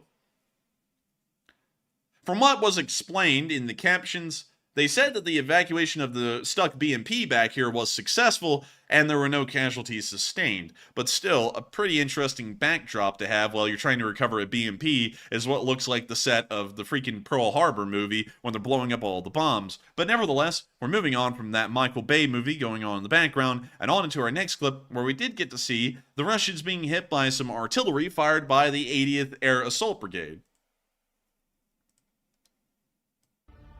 We're going to be muting that.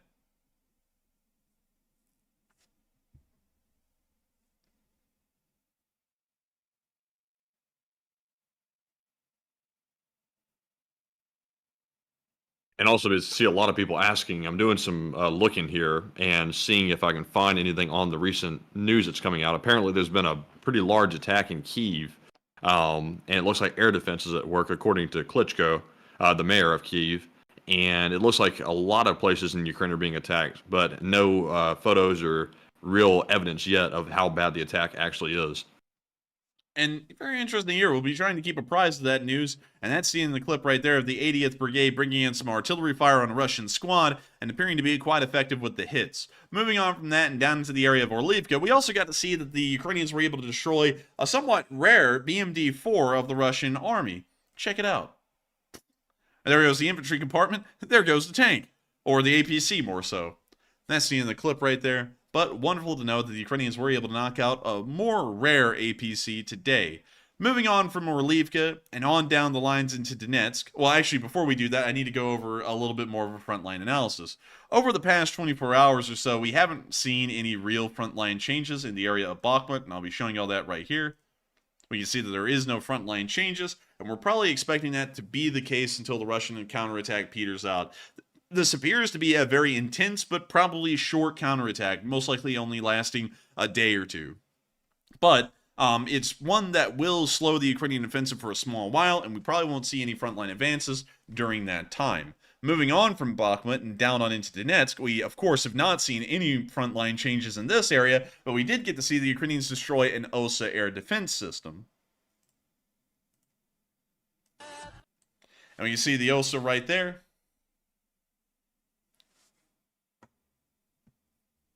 And we can see it getting hit, brewing up a little, and when you see the crew bailing, we can now see the OSA, a burned, charred wreckage, a shadow of its former self, or more so, a burned out husk of its former self. Which is how I feel sometimes with the amount of work we do. But with that, that's the end of the clip, and great to see they were able to wipe out another OSA, and it was OSA nice. But moving on from that, and down into our last clip near Olenivka, we did get to see a Russian ammo depot destroyed. By the way, this isn't our last clip. I don't know why I said that. But here's the clip. Let me back that up so we can actually watch the explosion. It has a shockwave. Anyway, you see the shockwave traveling across the fields down there.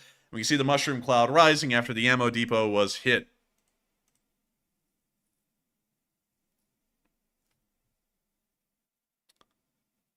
That's the end of the clip, but beautiful to see that the Ukrainians were able to hit another Russian ammunition depot and send it sky high, of course depriving the Russians of vital ammunition in that area and making sure that they won't be able to keep the war going merry for long.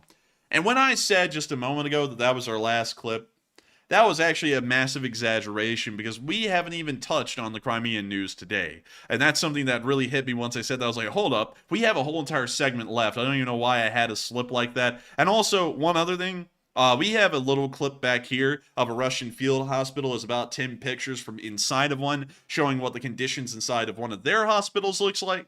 We can't show it on stream, but if you all want to see it, go click on the link in the description below, go to this marker right here near Shakti, and take a look at it, because it'll show you the somewhat deplorable conditions of Russian field hospitals in the area, and what kind of medical treatment a Russian soldier can expect if he is wounded and somehow even makes it behind the lines.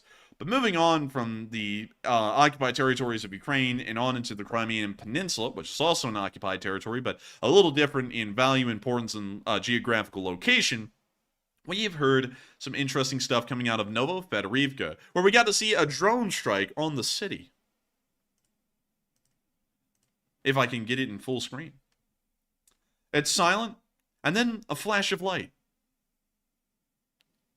That was a hit somewhere in Novofedorivka. Again, we're assuming on the airfield, and we also got a second clip of that right here. And so let me show y'all the second clip of the drone strike, which is also very interesting to see. Да, беспилотник тут.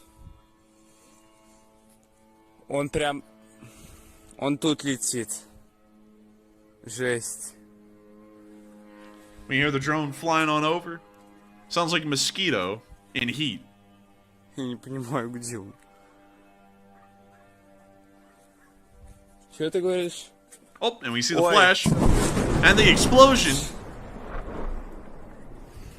Ну и что делать? Он прям здесь был. And of course, another little clip right there. Just showing the explosion at Novofedorivka. We don't know what's been hit and what's been damaged yet, but we have seen the explosion and we'll be waiting for additional news on the exact damage caused. Moving on out of Novofedorivka and towards the area of Sevastapol, we also got to see a little something on its way to Sevastopol today in broad daylight. Y'all know it when you see it. It's a storm shadow. Sound like a jet? Man, that thing really does just sound like a normal jet. It doesn't even sound that special. But the damage it can do is really something. Meanwhile, in the town of Sevastopol, or the city of Sevastopol, or the hero city of Sevastopol as the Russians call it, we saw that a Russian military installation was stricken quite badly by the storm shadow. And from what we heard, this is some kind of an ammunition depot that's well inside of the city that ended up being damaged by the strike. We don't know the exact level of damage, but we're assuming that it did hit some kind of an ammunition store or other kind of vital supply store. Nevertheless, damage has been caused once again to the Russian abilities in Sevastopol, and hopefully that will continue on in the way it has been going. The Ukrainians have been doing quite well at attacking the port of Sevastopol day in and day out at this point, and greatly reducing the abilities of the Russian Federation's navy, and hopefully they can keep it up. But moving on from Sevastopol and out of this area, it's now time for us to move on up to Kyiv to cover the speech from President Volodymyr Zelenskyy on this day of the war. And so, without further ado, y'all are about to see Zelenskyy speaking again at the United Nations. We didn't put this in New York today, though. We just put it in Ukraine. But nevertheless, here is the speech. Цього засідання, пане генеральний секретар, шановні пані та панове. One second, y'all. I actually have to go and get y'all custom-made subtitles. Because that's the thing. And I'm going to have to put that right there, and we're going to have to put the subtitles up. And then we're also going to have to go and get the auto-translated version in English, because there is no English translation of this. So, without further ado, here is the speech. Засідання, пане генеральний секретар, шановні пані та панове. Від старту повномасштабної агресії, розпочатої державою, яка досі чомусь серед постійних членів Ради безпеки ООН, минуло вже 574 доби болю, втрат і боротьби. Росія вбила щонайменше десятки тисяч наших людей та зробила мільйони біженцями, зруйнувавши їхній дім. Світова більшість визнає правду про цю війну. Це злочинна та неспровокована агресія Росії проти нашої нації, що має на меті захоплення території та ресурсів України. Але не тільки це. Держава-терорист має на меті своєю агресією підірвати всі дамби міжнародних норм, які мають захищати світ від воєн. І я вдячний усім світі, хто визнав агресію Росії порушенням статуту ООН. Україна здійснює своє право на самооборону, допомагати Україні у цьому зброєю, застосуванням санкцій, здійсненням всебічного тиску на агресора, голосуванням за відповідні резолюції означає допомагати захищати статут ООН. Резолюції Генасамблеї підтверджують факт, що єдине джерело цієї війни – Росія. Втім, це нічого не змінило для Росії в ООН. Але саме такі ситуації змінили все для ООН. Ми маємо визнати, організація в глухому куті щодо агресії. Людство вже не покладає надій на ООН, коли йдеться про захист суверенних кордонів націй. Лідери світу шукають нові майданчики, альянси, які могли би зменшити катастрофічний обсяг проблем, які тут, у цих стінах, зустрічають риторику, а не рішення, зустрічають прагнення компромісів з вбивцями, а не захист життя. Життя варто захищати безкомпромісно, аби захист був успішним. Але я не був би сьогодні тут, якби Україна не мала пропозицій саме щодо конкретних рішень. Вчора у виступі перед Генасамблеєю я сказав про те, що українська формула миру стала основою, на якій можна модернізувати наявну архітектуру безпеки в світі, щоб повернути реальну силу статуту ООН і міжнародного порядку, заснованого на чітких правилах. Хочу представити деталі конкретні, важливі дії на основі формули миру. Йдеться про пункт 5 формули миру. Його назва – виконання статуту ООН та відновлення територіальної цілісності України і світового порядку. Всі у світі бачать, що саме робить ООН недієздатною. На жаль, і у цьому кріслі в Раді безпеки, яке Росія займає незаконно через закулісні маніпуляції, після розпаду Радянського Союзу сидять брехунці, чия робота виправдовувати агресію та геноцид, що їх здійснює Росія. І всі дії ООН, чи то Ради безпеки, чи то Генасамблеї, які могли би зупинити цю агресію, розбиваються об привілей, який дає це крісло агресору. Вето в руках агресора – ось те, що загнало ООН в глухий кут.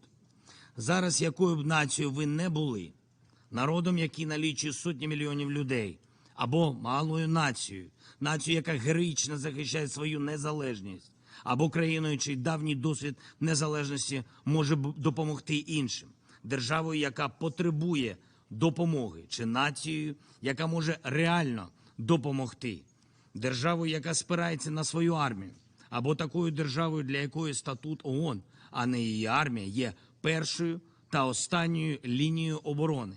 Ким би ви не були, наявна система ООН робить вас все одно менше, ніж право вето, яке є лише у кількох та яке використовується одним – Росією, на шкоду всім іншим членам ООН.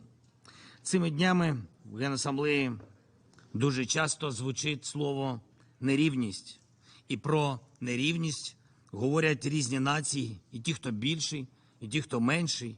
Саме нерівність робить зараз ООН недієздатною. Мені шкода, що Рада безпеки ООН зараз це лише найбільш помітна у світі трибуна, і я вірю, що ООН здатна. Я знаю, що ООН здатна на більше. Я впевнений, що статут ООН може реально працювати заради миру, заради безпеки в глобальному масштабі. Але для цього багаторічні розмови про проекти щодо реформування ООН повинні стати процесом, конкретним процесом реформування ООН. І має йтися не лише про представництво тут, у Раді безпеки. Застосування права вето – ось що потребує реформи. І це може стати ключовою реформою, тим, що повертає силу статуту ООН.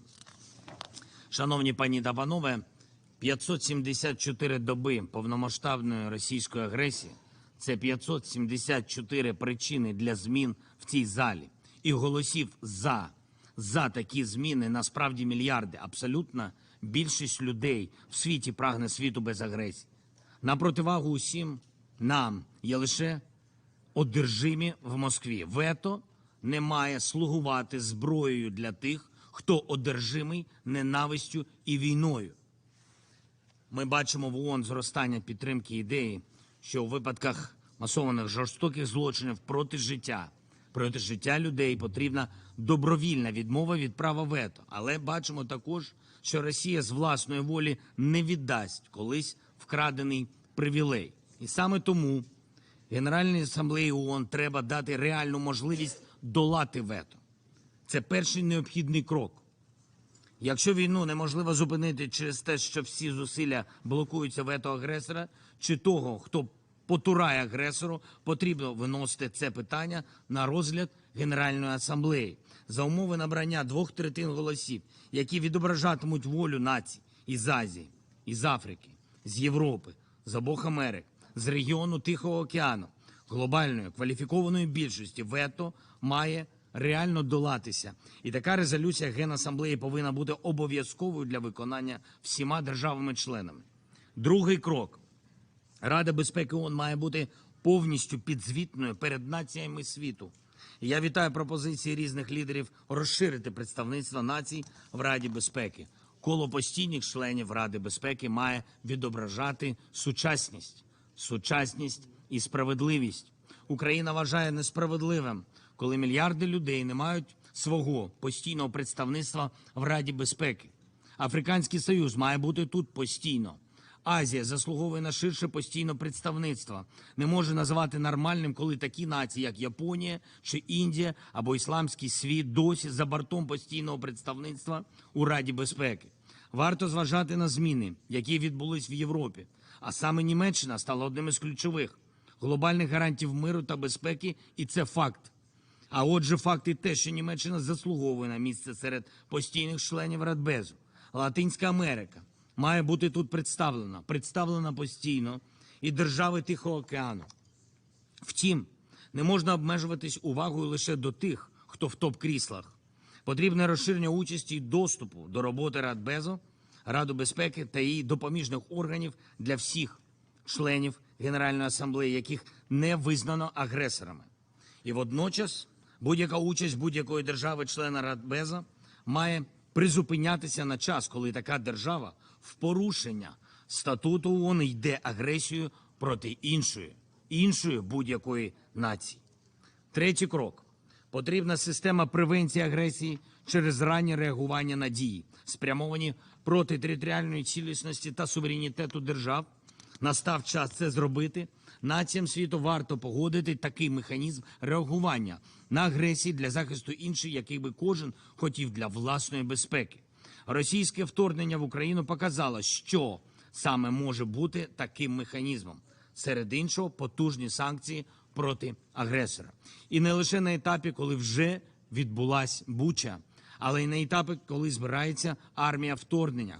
Кожен, хто хоче почати війну, має бачити ще до своєї фатальної помилки, що саме втратить, коли почне війну. Питання про застосування превентивних санкцій має виноситись на розгляд Ради безпеки ООН автоматично, коли будь-який член Генеральної асамблеї заявляє про загрозу агресії. Українські солдати зараз своєю кров'ю роблять те, що Рада безпеки ООН має робити своїми голосуваннями. Зупиняють агресію та захищають принципи статуту ООН. А тепер, що стосується територіальної цілісності. Цей елемент і статуту ООН, і нашої формули миру невід'ємно пов'язаний із питанням про очищення суверенної території держави від окупантів. Окупація – це бездонне джерело тротилу під міжнародним порядком, заснованим на правилах. Тож я наведу приклад конкретних дій, які мають бути реалізовані, аби архітектура безпеки була міцною.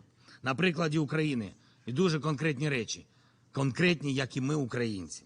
Перше. Повне виведення усіх російських військових та військових формувань, включно з Чорноморським флотом Росії або тими дірявими коритами, які від нього залишаться за час війни, а також виведення усіх найманців та квазівійськових формувань Росії з усієї суверенної території України в межах наших міжнародно визнаних кордонів 1991 року. Друге – повне повернення України ефективного контролю над усіма нашим державним кордоном та виключною економічною зоною в Чорному та Азовському морях, а також Керченській протоці. Власне, тільки виконання таких двох пунктів матиме результатом чесне, надійне, повне припинення бойових дій. Шановні пані та панове, реформи таких міжнародних інституцій зазвичай робилися за результатами великих трагедій, результатами великих воєн. Ми не маємо чекати, коли завершиться ця агресія. Діяти треба вже зараз. Наше прагнення до миру має зробити реформу. Коли я готував українську формулу миру, я брав силу для її пунктів з принципів Статуту ООН, виключно з принципів Статуту ООН та резолюцій, які були ухвалені Генеральною асамблеєю. Саме це і дозволяє українській формулі миру ставати глобальною. Нації, які долучаються до роботи з формулою, усвідомлюють, що працюють заради міжнародного порядку, заснованого на правилах, заради захисту територіальної цілісності та суверенітету держав, захисту людських прав, недопущення агресії, геноцидної політики. Природньо, що епіцентром такої роботи має бути ця зала Ради безпеки ООН. І в ще більшій мірі зала Генеральної асамблеї. Якщо для цього треба провести реформу інституцій ООН, значить треба не боятися реформ. Ми готові спільно з членами ООН, які беруть участь у формулі миру, працювати над відповідними проектами резолюцій та поправок до Статуту ООН.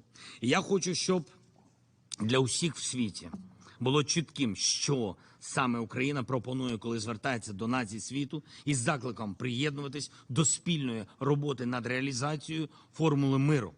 Кожна держава може проявити своє лідерство в рамках того чи іншого або кількох чи усіх пунктів формули миру. Формуємо групи згідно із пунктами формули миру, в яких працюють радники лідерів держав з питань національної безпеки та дипломатичні представники.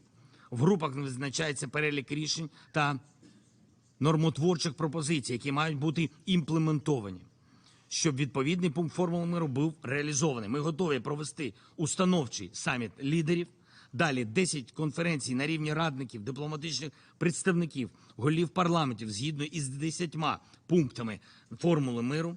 Згодом ці проекти, підготовлені радниками, виносяться на розгляд лідерів держав на відповідному заключному саміті. Таким чином, всі нації світу, які поважають мир, можуть реально взяти участь в поверненні саме миру. Співпраця – це завжди ключове слово для України в міжнародних відносинах. Саме це слово ключове саме для миру. Тож, хай панує мир, хай сильніше стають наші з вами інституції і наша з вами співпраця. Я вам дуже дякую за можливість звернутися, дякую за запрошення, дякую за увагу. Слава Україні! And Herom Slava, like they all said. And with that, that is the end of the 14-minute long speech that President Zelenskyy gave at the United Nations today. That is the end of the halftime show. Some of y'all heard us in the live chat saying to stay around, to stay tuned to the channel after the speech ended, because we had big news to share with y'all. And from what we're seeing, it is massive news to share with every single one of y'all. I'm going to be working my way through this very calmly. I'm not going to be freaking out because I want to make sure that we get this right the first time. So, United 24 has reached out to us personally over email to request that we partner with them. And I have actually asked them for the exact details behind what that partnership means, and I have gotten those details on email. I'm not going to go into the exact details on what that is on email, but we are partnered, for the most part, or affiliated with United 24 now. So, now how about that? Hey, what do you know? Would you look at that? I love to see it. Really neat. And we'll also be seeing about doing some further cooperation with them. The fellow who I'm communicating with over email says that they have launched promotional campaigns, and he's also been a personal part of it, with channels like Kings and Generals, which y'all may know. He has about 2 million subscribers. Sukomimus, which some of y'all may know. He has, I think, 400,000 subscribers. Military Girl, DMP Battle, Wildiner, Military TV, Max Klemenko, Alyssa Lisa, Valorish, Planeta Juan, The New Traveler, and Geography Now, among many other channels as well. But I'm not going to get into the exact details of what that means. Some people are saying don't merge. No. The Elite Spring Army will still be what it is. It's just that the channel will be affiliated with the United 24, but the channel is going to stay the exact same way it always has. We're just going to be doing a couple of things in the background, but I'm not going to get into that yet. Now, what if it's United 24 trying to reach out to us just so the guy that wears the Nike shirts and does the narrations can be like, oh, hey, man, I just wanted to ask you, why are you clowning on my Nike shirt? You want to go throw hands in the back alley? Dude, man, it's like he just pops up and wants to fight. Dude, he's going to get on the phone. He's going to say, come down to Schmethick, yeah? I'm going to break your legs. And I'm going to be like, oh, hey, calm down, man. Man, for the record, though, I like the Nike shirts. Like, I'm just joking around. Like, if he loves the Nike shirts, I love, like, my own type of shirt myself. So if you find a good shirt, buy every size you can find in it, or every color you can find in it. Don't buy every size because they won't fit. But, a nice Nike shirt. And I have to say, the Nike shirts are drippy. And wouldn't that be cool if we could possibly do a collaborative video with the United 24 where he's on one of our videos and we're on one of his? That would be really cool. So that would be cool. So we'll be seeing if we can do something like that in the future. Of course, we have a couple of more details to get ironed out. We've gotten the general suggestion at the moment, but still incredibly cool to know. And it's neat to know that folks at United 24 are watching our channel, because we actually got an email, and the person who sent the email, and I'm not going to say their name, but they are I believe they're I forgot their actual title. What the hell's their title, man? Like, I had it in my head. Let's see here. The communications manager at United 24 is the one who sent this email. And they were talking about how they've been watching the channel for a little bit, and they've been really impressed. And it really blows us away with the people who come out of the woodworks that don't mention that they're watching this channel that are. We found out about the beginning of this month that one of my favorite channels, Real Engineering, watches this channel. He actually subscribed to us, and if he's watching tonight, and I keep on doing this because I have to say I'm a huge fan of Real Engineering, Mustard, and also a couple of other channels, but for some reason I'm drawing blanks on them. Mark Felton's pretty good, and a whole bunch of others, but it just blew me away that one of the channels that I'm a huge fan of, and the guy's got like 4 million subscribers, it's a massive channel, he does incredible work, that he will watch our show. I was like, what? I was like, that was insane to me. But still, absolutely incredible to know that folks at United 24 are watching, and it's great to know that we'll possibly be able to work with them a good amount here in the future to put out some videos that, of course, make sure to talk about United 24 and some of the things they do, but not to get into more details than that. We're going to leave a lot of that. I think... Go ahead, finish what you're saying. We're going to leave a lot of the details for y'all to just see once they're put out in video in stream form. But what do you have to say, Matthew?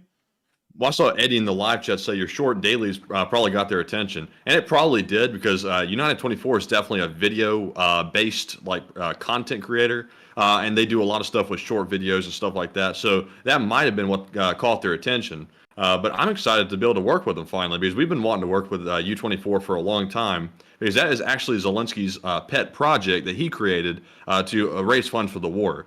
And since you see some issues happening with support coming from other areas, it's good to know that we can potentially help out to raise funds on the back end of things to make sure that they're getting what they need. So the Enforcer channel always has Ukraine's back. And we do. And I think what would be really neat, and I'm going to see if it's possible, is if we can get the Lee Spring Army, and this is probably going to have to speed up a lot of the symbology and stuff that we haven't gotten ironed out yet. We're probably going to try and streamline that and speed it up and see if it's possible to get the Lee Spring Army a shout out on the United 24 channel, much like NAFO got a shout out earlier on in the war from the United 24, because the channel's great and all, it's great to always have a plug for the channel, but I think what's more important to plug is all of y'all in the Lee Spring Army who have made the feats of this channel possible. The Lee Spring Army and the Enforcer are an inseparable entity. And the community that has risen up under this channel, the Lee Spring Army, has raised more for Ukraine on YouTube Give fundraisers than any other YouTube channel out there. Nobody has actually run YouTube Give fundraisers as much as this channel has, and throughout the course of the war, we've been able to raise a little over $1.2 million from nonprofits that have been over there and helping since day one. And if we can get y'all a shout out on the United 24 channel, I'm going to be seeing if we can, because I think that would be a massive credit to every single one of y'all who makes up the ranks of this amazing army, and I think it would be a great testament to all of the feats that y'all have been able to achieve for 574 days. But we're, of course, going to be seeing, I can't guarantee that. We'll be seeing if that's possible, but I'm stoked, absolutely stoked, because for a while I was actually a little concerned that the email may be a little odd, because it's an email that's going to our email that isn't even affiliated with this channel at this point. Like, we've replaced our email. While, all of the official stuff goes through that email, most people shouldn't know it. But nevertheless, they found it and then emailed it, and I was like, what's up with this? And also it was, kind of just like a vague statement. So I was like, let me ask them for more info and let's see what they want. And then when they sent that back, which just came in during Zelensky's speech, it was like, oh, well, this is like a legitimate deal. This isn't anything that seems to be sketchy or anything. And also, it sounds pretty legitimate. So we're going to be seeing about moving forward with this. Hopefully things go to plan, because that will be absolutely amazing. But as far as it's going now, and from what we can see, it seems pretty hard set that we are going to be affiliated with United 24 going forward. But with that, hope that does address that fairly well, and I hope that does share the breaking news with y'all. And with that, Matthew, one thing we have to say, though, is that while we're talking about the Ukrainians a lot, we do love our Poles. We don't have a lot of them here watching the stream tonight, but we absolutely love Poles, Matthew. And I know a couple of them that you'd like to talk about greatly. All right. Well, I have a massive voice crack there. What the hell did that come from? What the hell is even that? But anyways, moving on to our first poll here. It says, do you think Ukraine's lawsuit against Poland will cause permanent damage to the relationship? 57%, which is the most popular option, says no, it's only a temporary disagreement. 18% said yes, it's going to be permanent. 11% said unsure, and 15% said I need more info on it.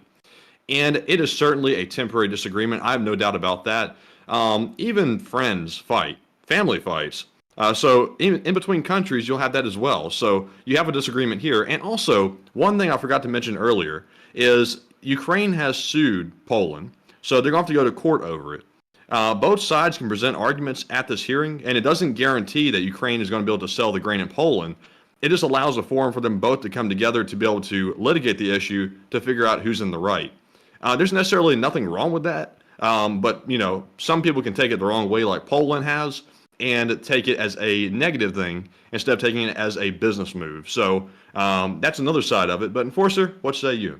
I would have to say it's not that major of a deal, because, to be honest with y'all, the World Trade Organization is probably going to say the Poles are within their right to do what they're doing. The Ukrainians are just trying to see if there will be a possibility for them to get grain into Poland and try and find a way to sell it somewhere. That's really what the entire issue is. And some people look at lawsuits, and this is something that we've actually run into. Some people look at lawsuits as a incredibly negative thing just on the outset of its existence. Let me explain this really quickly. A lawsuit doesn't really mean anything, because if what you're doing is in the right, you've got nothing to worry about. Lawsuit begins, lawsuit ends, nothing changes. But if you're in the wrong, you got a lot to worry about.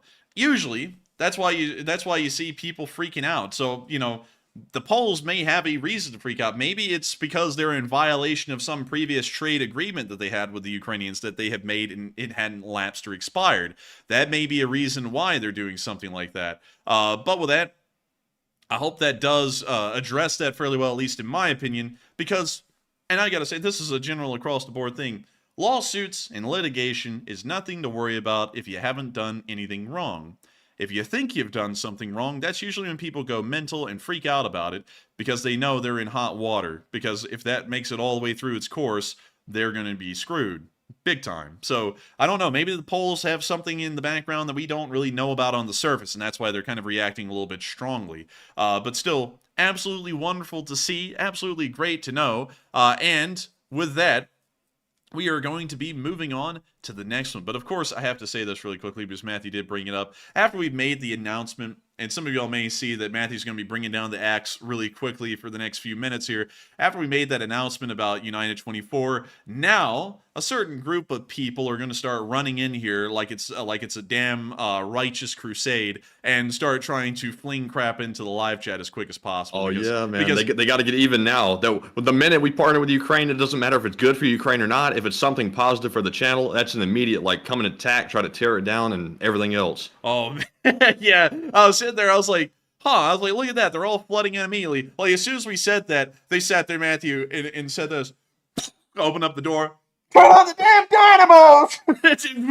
Man, they're helping Ukraine even better. Let's go over there and beat those guys up. Man, United 24 likes them? That's not supposed to happen. They're supposed to be hated by everyone. And it's like, yeah, cry, cope, and seethe about it. It's like, hell, I'm happy that someone has eventually recognized what the channel's done. Because it seemed like for a very long time, nobody was really recognizing the efforts the Lee Spring Army had been making to help out nonprofits. But it's great to know that people are watching. Hell, the Ukrainian government is probably watching. They just never say anything. Because if United 24 is watching, who else is watching? If they are watching enough that the communications manager is reaching out to us, there's got to be other folks that are watching. So who knows? I mean, it's just that the Lee Spring Army has kind of been an unsung hero of the war so far, kind of like NAFO's been. But it's great to know that they finally are getting the recognition that they deserve. But of course, that's going to be bringing in a slew of bots saying their things.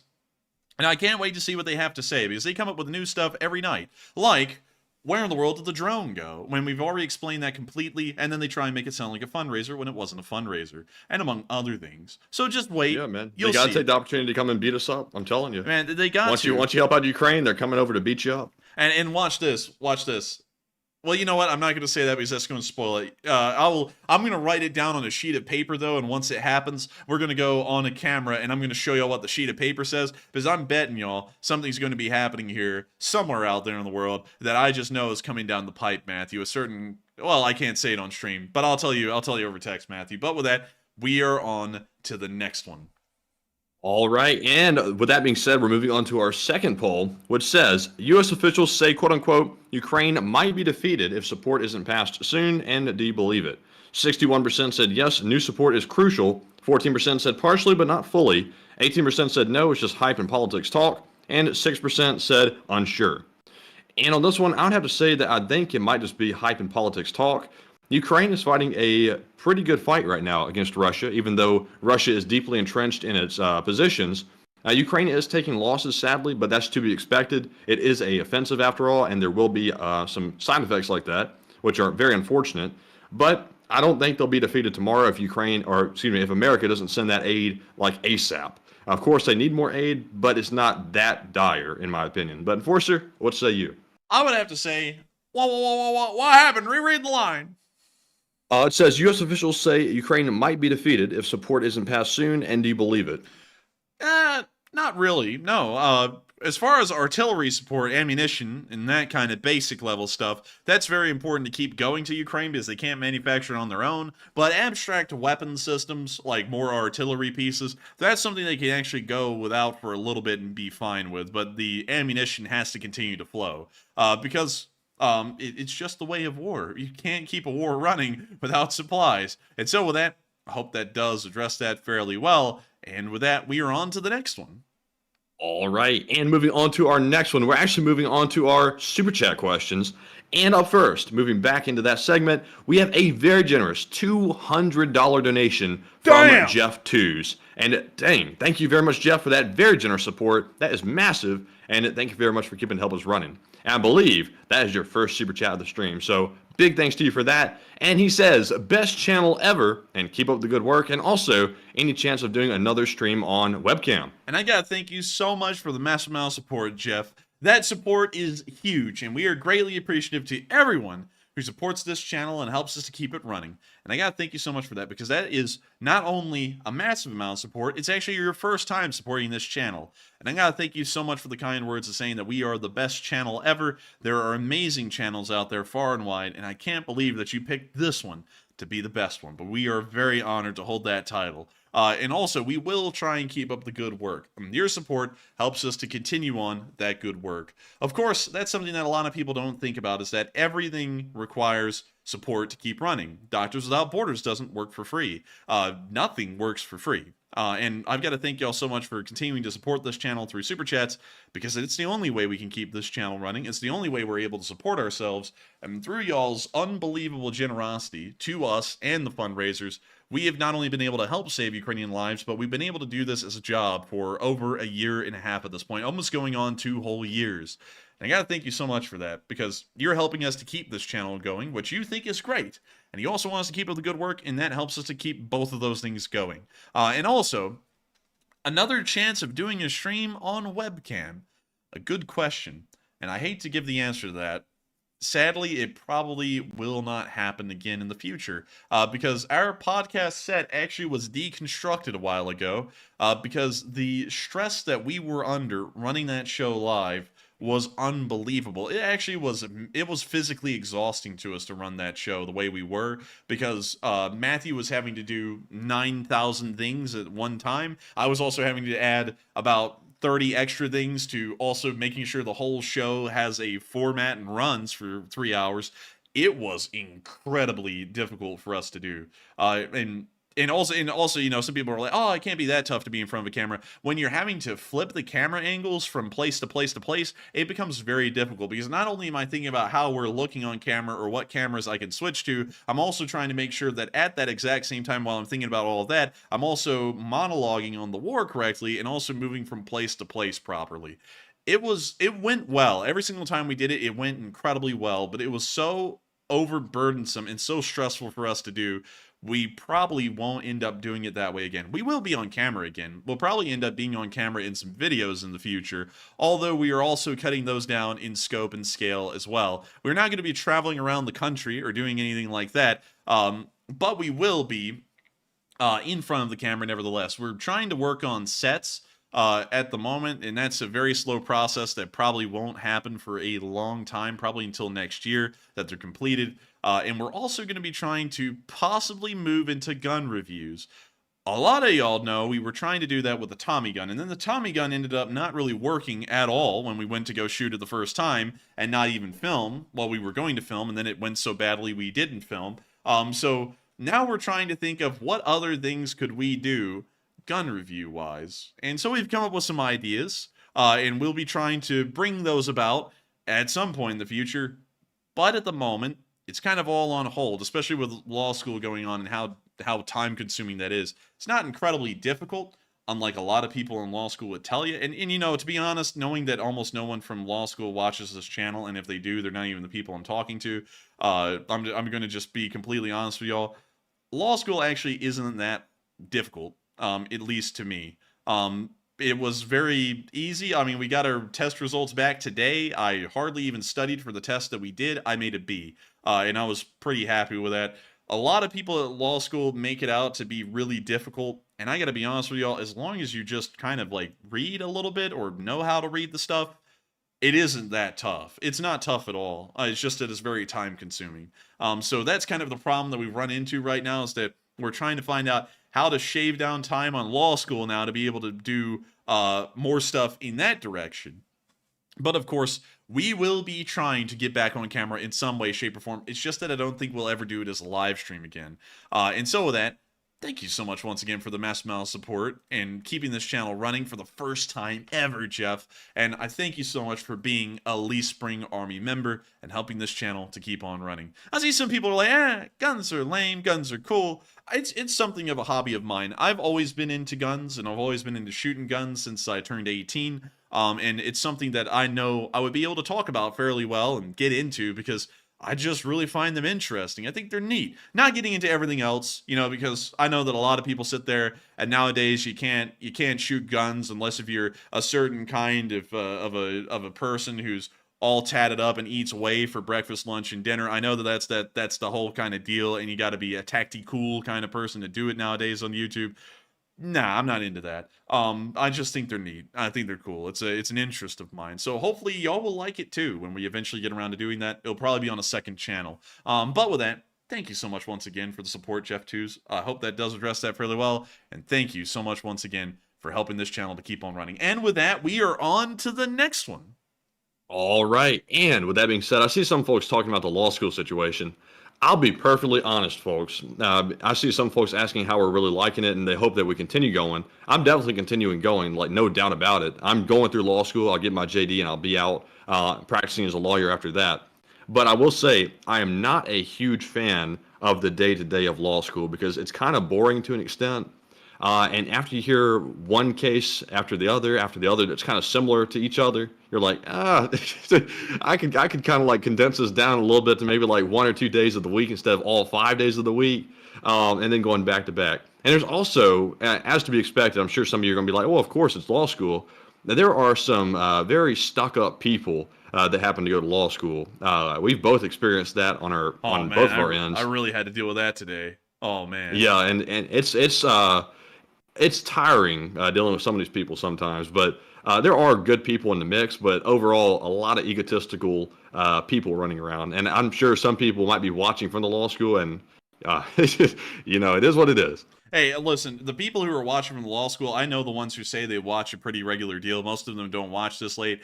I know that it's none of y'all who are watching. Like, I can tell you all that up front. It's not y'all. It's some of the people that we've had to run into, and it's just weird, stupid stuff. Like, you know, like where I come from, you know, in middle Alabama, where I grew up, it wasn't wrong to ask people what they made on a test. And like, I'm not going to get into the exact details of this today, but it's not wrong to ask people what they made on a test. In fact, that's usually what you do once you get done taking a test, is you ask everyone around you, hey, what did you make? To just see what your friends made and to also get an idea of where you sit in the group. Do you sit high? Do you sit low? Where are you? You know, it's just a question you ask and nothing wrong with it.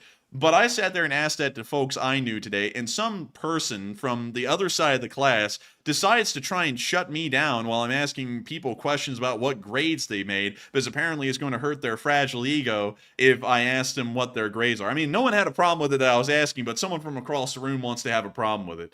You know, it's like, I don't know what's wrong with you, but if you have a problem with just talking about your grade, maybe your ego's a little too fragile to be in law school or to try and become an attorney. Honest truth.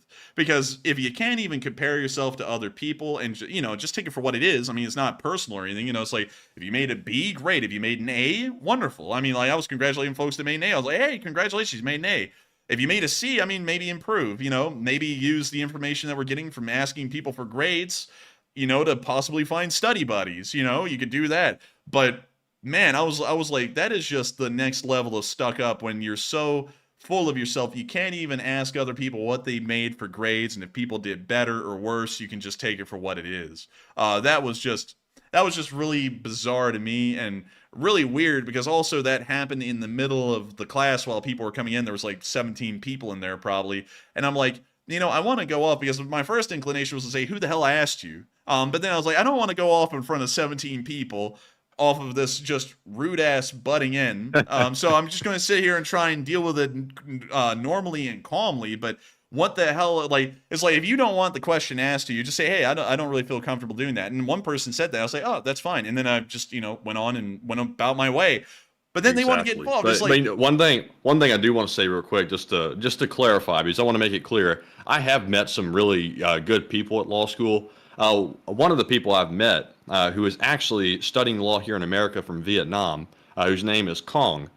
He actually got on our stream last night and was in the live chat, and sadly, I didn't get the chance to call him off last night to shout him out, but really good guy from Vietnam, and he has the courage to come all the way from Vietnam to America to come learn about American law, which is something that I would have never the courage to do, to go to Vietnam to learn their law and practice over there. So very interesting to get to know some folks at law school, but of course, you know, the bad eggs in the group sometimes overshadow the good, but that's pretty much everywhere, I think. And yeah, that's true. You know, it's usually like that, and you always look back. What's weird is that you always look back at the last school you're at. Like, our last school was UAB, all of y'all know that, and I was like, oh, well, UAB wasn't actually that bad. I mean, you know, most people were actually pretty relatable at UAB, which was kind of weird to think about, because I thought that at the time, some of them weren't.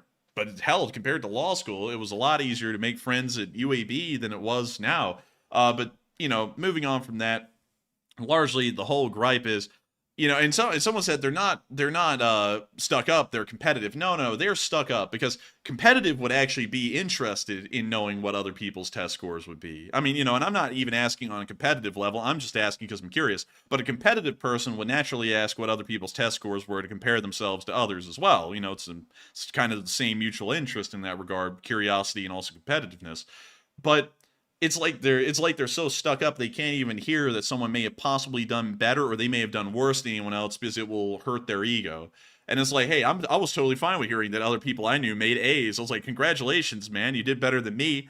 And I heard the one person make a C, and I was like, man, it's unfortunate, but still they're a very smart person. I guess they're just not good at test taking. But it is what it is. It's nothing to be ashamed of.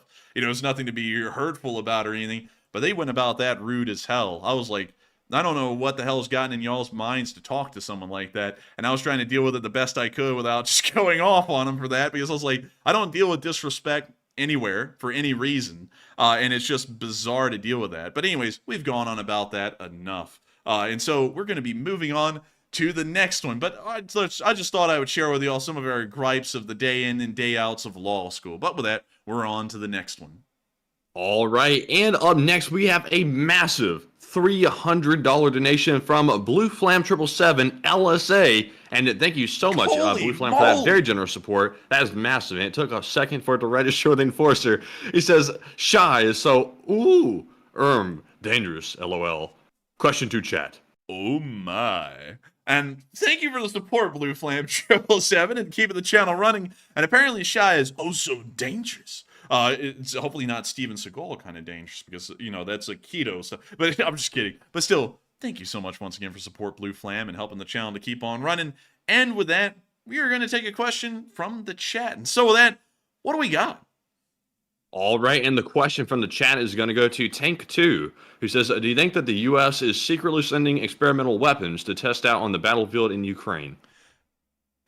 Not really. Usually the weapons we're sending are actually somewhat old, maybe about 10 to 20 years into their service life, or even older than that.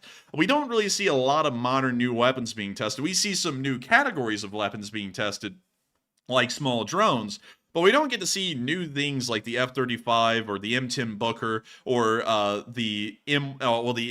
I believe it's the M1X or the XM1 Abrams being tested. We don't see anything like that new, but we do see doctrinal new things being implemented. So with that, I hope that does address that live chat fairly well, because that's something that I would say yes to if you're talking about like doctrine and like fields of technology. Like, yeah, that area is new, but in like the individual technology, vehicles, and equipment that are being used, not so new. It's actually mostly older stuff that we're sending.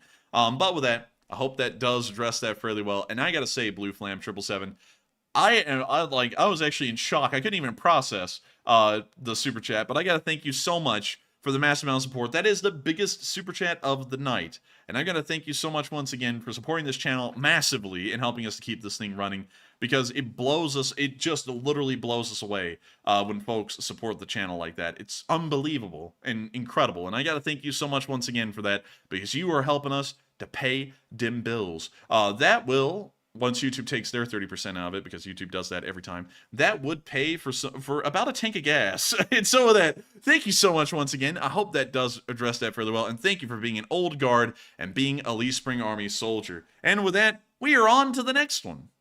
All right, and the next one goes to Troy Wilson, who puts in a $50 donation. And thank you very much, Troy, as well, for that very generous support. And he says, love the show, LSA. Hey, thank you so much for the support, Troy Wilson, one of our Australian Lee Spring Army viewers, and I thank you so much for the support and saying you love the show. We try our best to make sure that everyone can like it a little bit, and I'm glad to know that you like it an exceptional amount. And so thank you so much once again, and thank you, Troy, for being a Lee Spring Army soldier. And with that, we are on to the next one.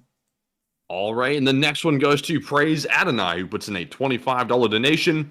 And they told me that we'd already answered their question, so they wanted me to take a question from the live chat instead. And thank you very much, Praise Adonai, for that generous support also. And the question from the live chat goes to Sawyer5100, who says, can we do with Russia, as was done with Taiwan, booted from Secretary Council? Good question. Sadly, I don't think we can. Because the reason why Taiwan was kicked from the Security Council was because the People's Republic of China, according to the United Nations, had inherited that seat. That's why they're there today. Because before the Communist Chinese were in power, the whole of mainland China was actually controlled by Taiwan. And to this day, they still hold that they still have holdovers with that. Taiwan's official name is the Republic of China because they used to control all of mainland China for the most part until the communists took control during the Civil War from 45 to 49. But because of that, and because China took control, the United Nations went, oh, look, they're actually the ones who inherit the seat. So it wasn't like kicking them out and replacing them. It was more so like, actually, your seat gets switched to another country. So a little bit of a different situation there. You could possibly try and apply it to the Russian one, but who would inherit the seat if it's not the Russians? And you know, while Ukraine is a good option, it would be a weird option to pick. Like, to be entirely honest, like, it would be a weird one to inherit. Maybe have the Russian government have a change of government and then have them inherit the seat. But who knows? But with that, thank you so much once again for the support. I hope that does address that fairly well. And thank you so much once again, Praise Adonai, for sponsoring that live chat. And with that, we are on to the next one. And the next one goes to Robert Nicholson, who puts in a 20 and does not leave a comment. But thank you very much, Robert, for that $20 donation and supporting our work and helping to keep the entire operation running. And we do appreciate it very much. And up next, we have a $20 super chat from Blue Flam 777 LSA, who says that Ukraine's military is so sexy and secretly loves Elon. Prove me wrong. Question to chat. Oh, man, I'm telling you. But still, thank you for the support. Maybe it is. Maybe it is. I have never seen it that way, but It do have some curves on it, you know. Oh man, I'm telling you. Oh man. Well, anyways, not going to go on about that for too long, but we will make sure to get a question from the chat. And so, thank you so much once again for support. And what do we got, Matthew? And this one goes to Private Public 77, who says, with proof that massed artillery is still required, would there be a place for battleships to return? And also, no one would try to ram freedom of navigation of a BB.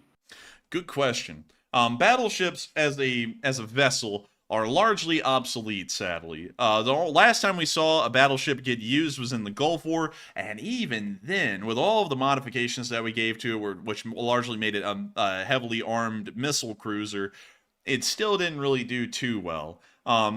Sadly, I just don't really think a battleship has a place in the modern world. It's kind of like the pre-Dreadnought ships. It's just kind of an obsolete idea. It's still really cool, and I'll admit. But I think that role of shore bombardment needs to go to guided missile ships that can launch guided missiles instead of battleships firing salvos from their main guns. Still, really cool idea. I wish we could see the return of a battleship, but I just think the modern world, the modern battlefield, and modern doctrines just never really could fit in a battleship well. But with that, thank you so much once again for the support. I hope that does address that fairly well. And with that, we are on to the next one. All right, and our next super chat is going to go to Blue Flam 777 LSA once again, who puts in a $20 donation. Oh? And they said, in this day and age, one needs to be, sexy. And Shy has, and I don't know about that. But Shy, I apologize. Big love. Question to chat. And I thank you for the support, Blue Flam. Blue Flam be getting explicit up in here. But still, thank you so much. What's going on? Man, there's something going on. But still, thank you so much once again for the support, Blue Flam, and helping the channel to keep on running, because folks like you make this thing possible. And so we will send one to the chat. And so with that, what do we got, Matthew?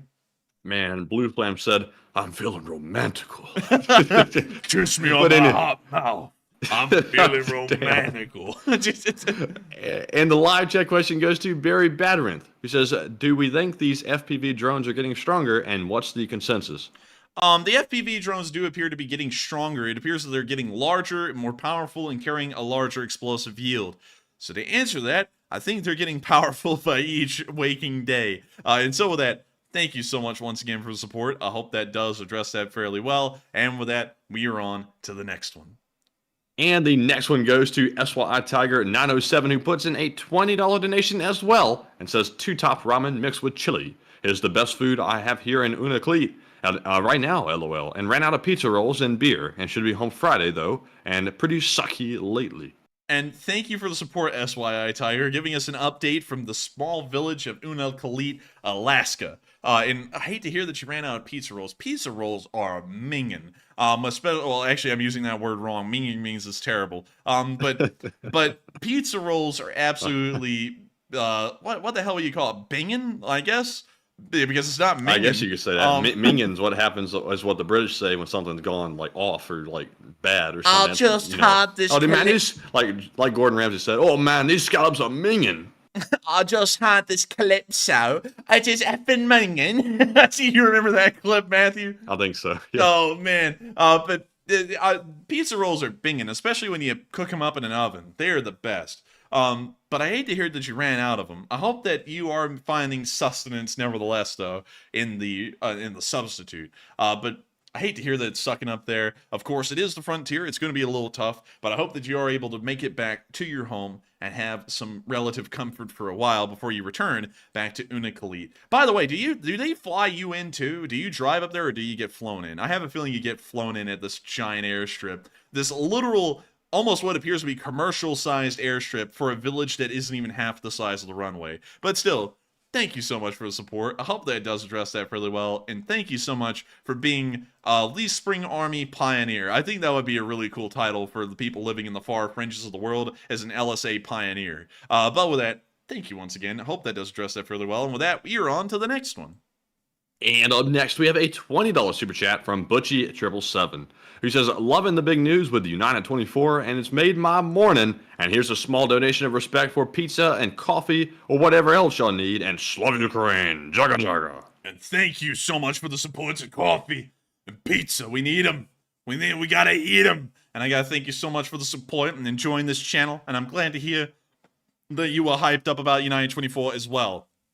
We'll be having to figure out how to make that work. I think we will be able to make it work. And so thank you so much once again for being as hyped as we are. And so with that, thank you once again. I hope that does address that fairly well. And with that, we're on to the next one. But thank you once again, Butchie777, for being an old guard.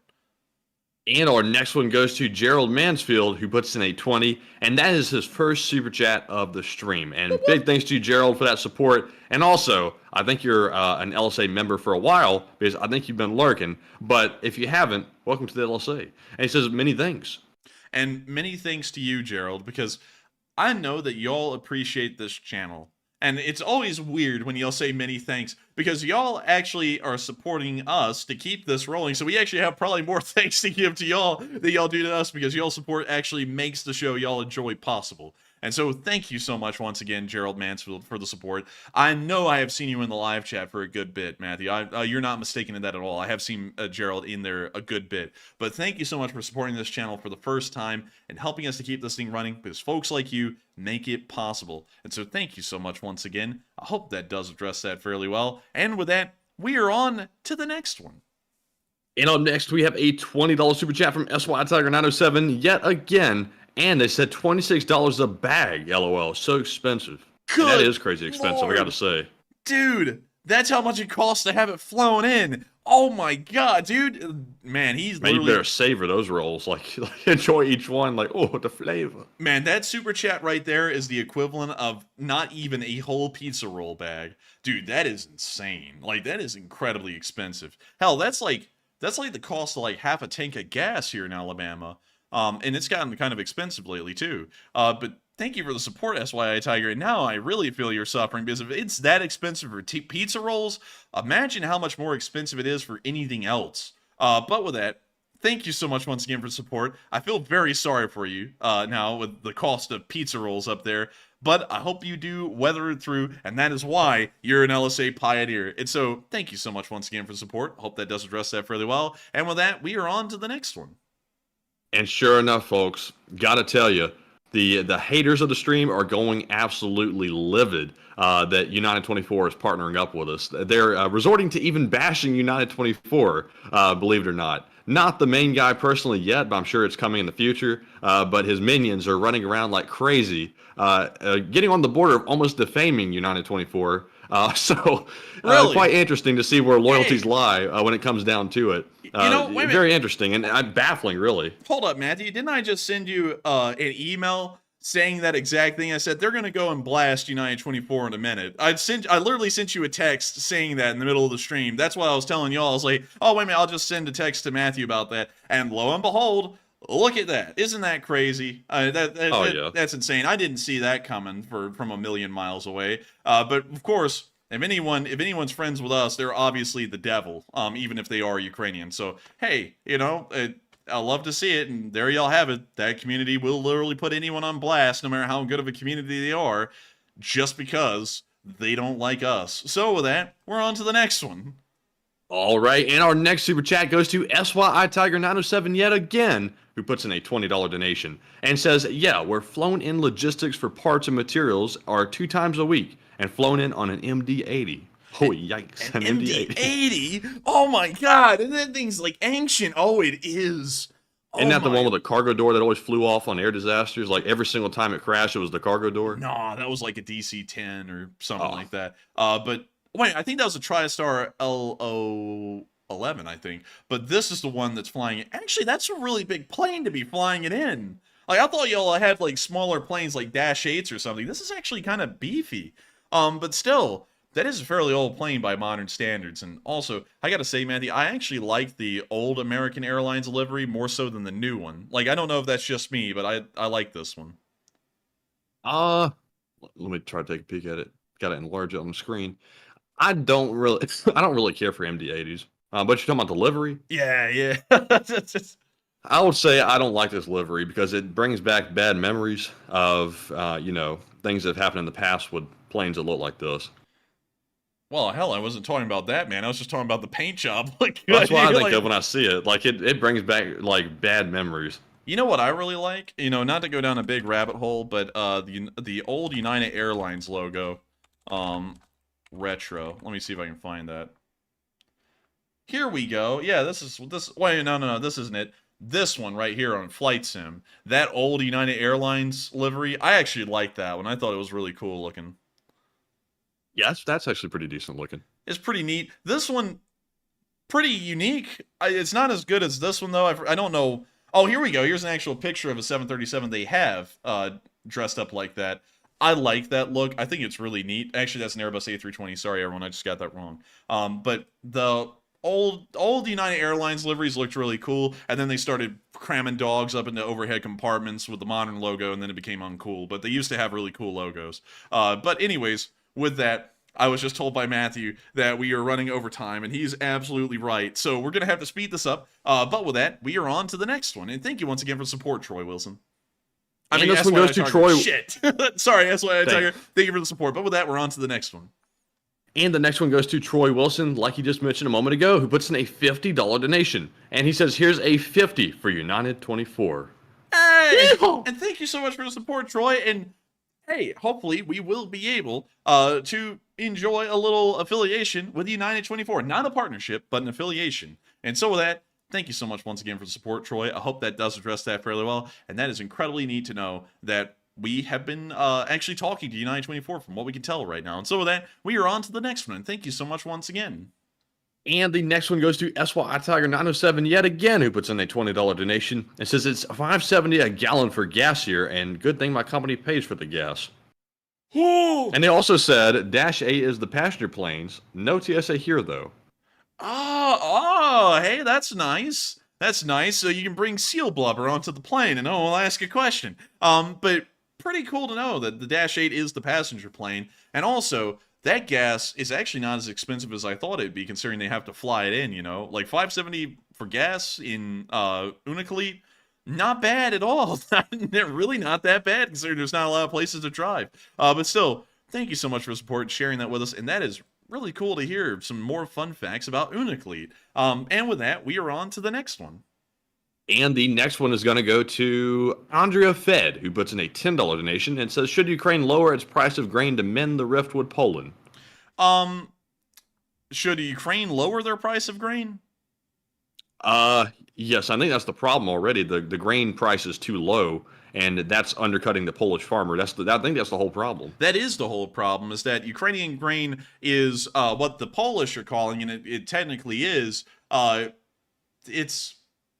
What the hell? It's predatory. It's predatory competition because the Ukrainian grain prices are so low.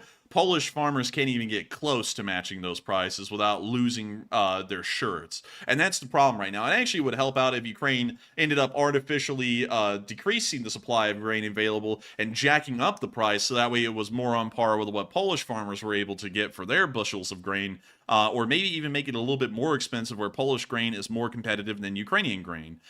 So actually it would be counterproductive to decrease their price of grain because it's already too low. But with that, thank you so much once again for support. I hope that does address that fairly well. And with that, we are on to the next one.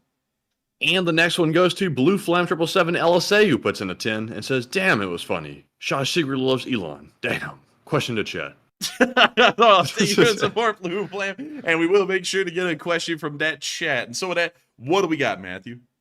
This one goes to Tony Snedkor, who says, "Albanian Prime Minister's smackdown of Russia at UN today was hilarious, and thoughts." It was. I didn't show it tonight, but he was like, did you see it, Matthew? Yes, I did. So for everyone who may have not seen it, he sat there and said, if the Russians don't want Zelenskyy to reach the floor and speak, they could just end the war right here and right now, and we won't let them speak. And then the Russians didn't say anything, and then they just went on and let Zelenskyy speak. It was a really good put down, I gotta say. And my thoughts were pretty heckin' pogger chonker. And so with that, thank you once again for the support. I hope that does address that fairly well. And with that, we are on to the next one.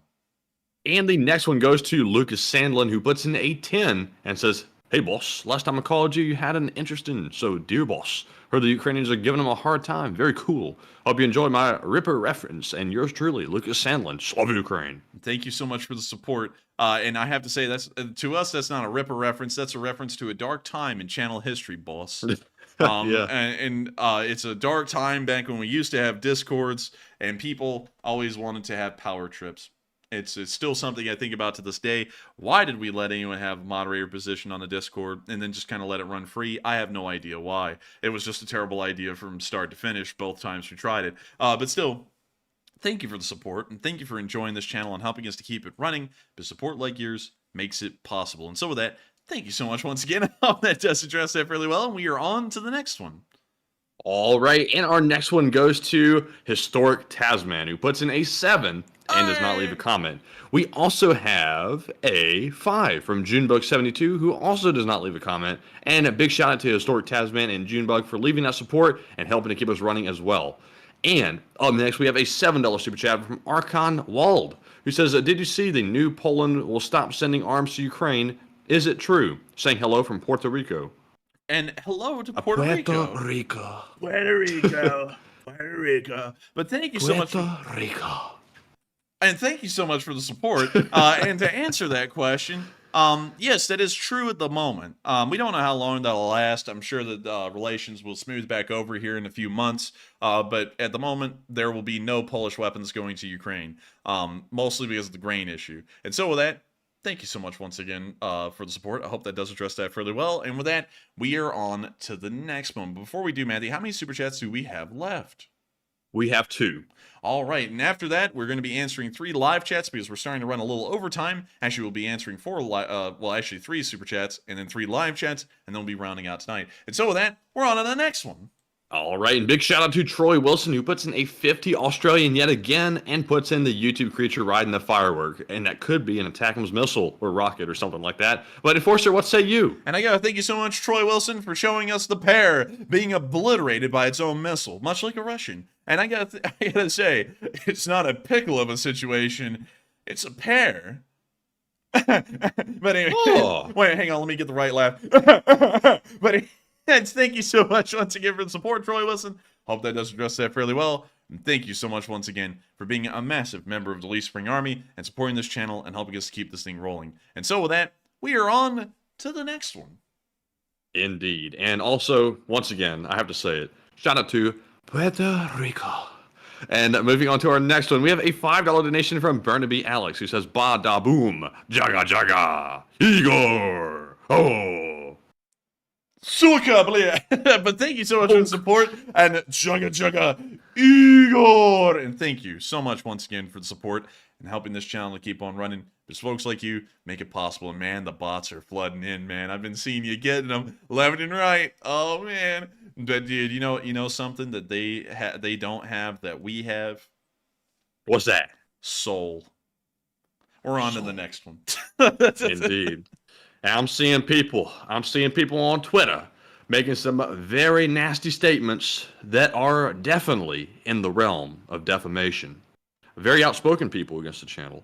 And obviously, we don't take kindly to that. So we will be looking into it. Just a fair warning.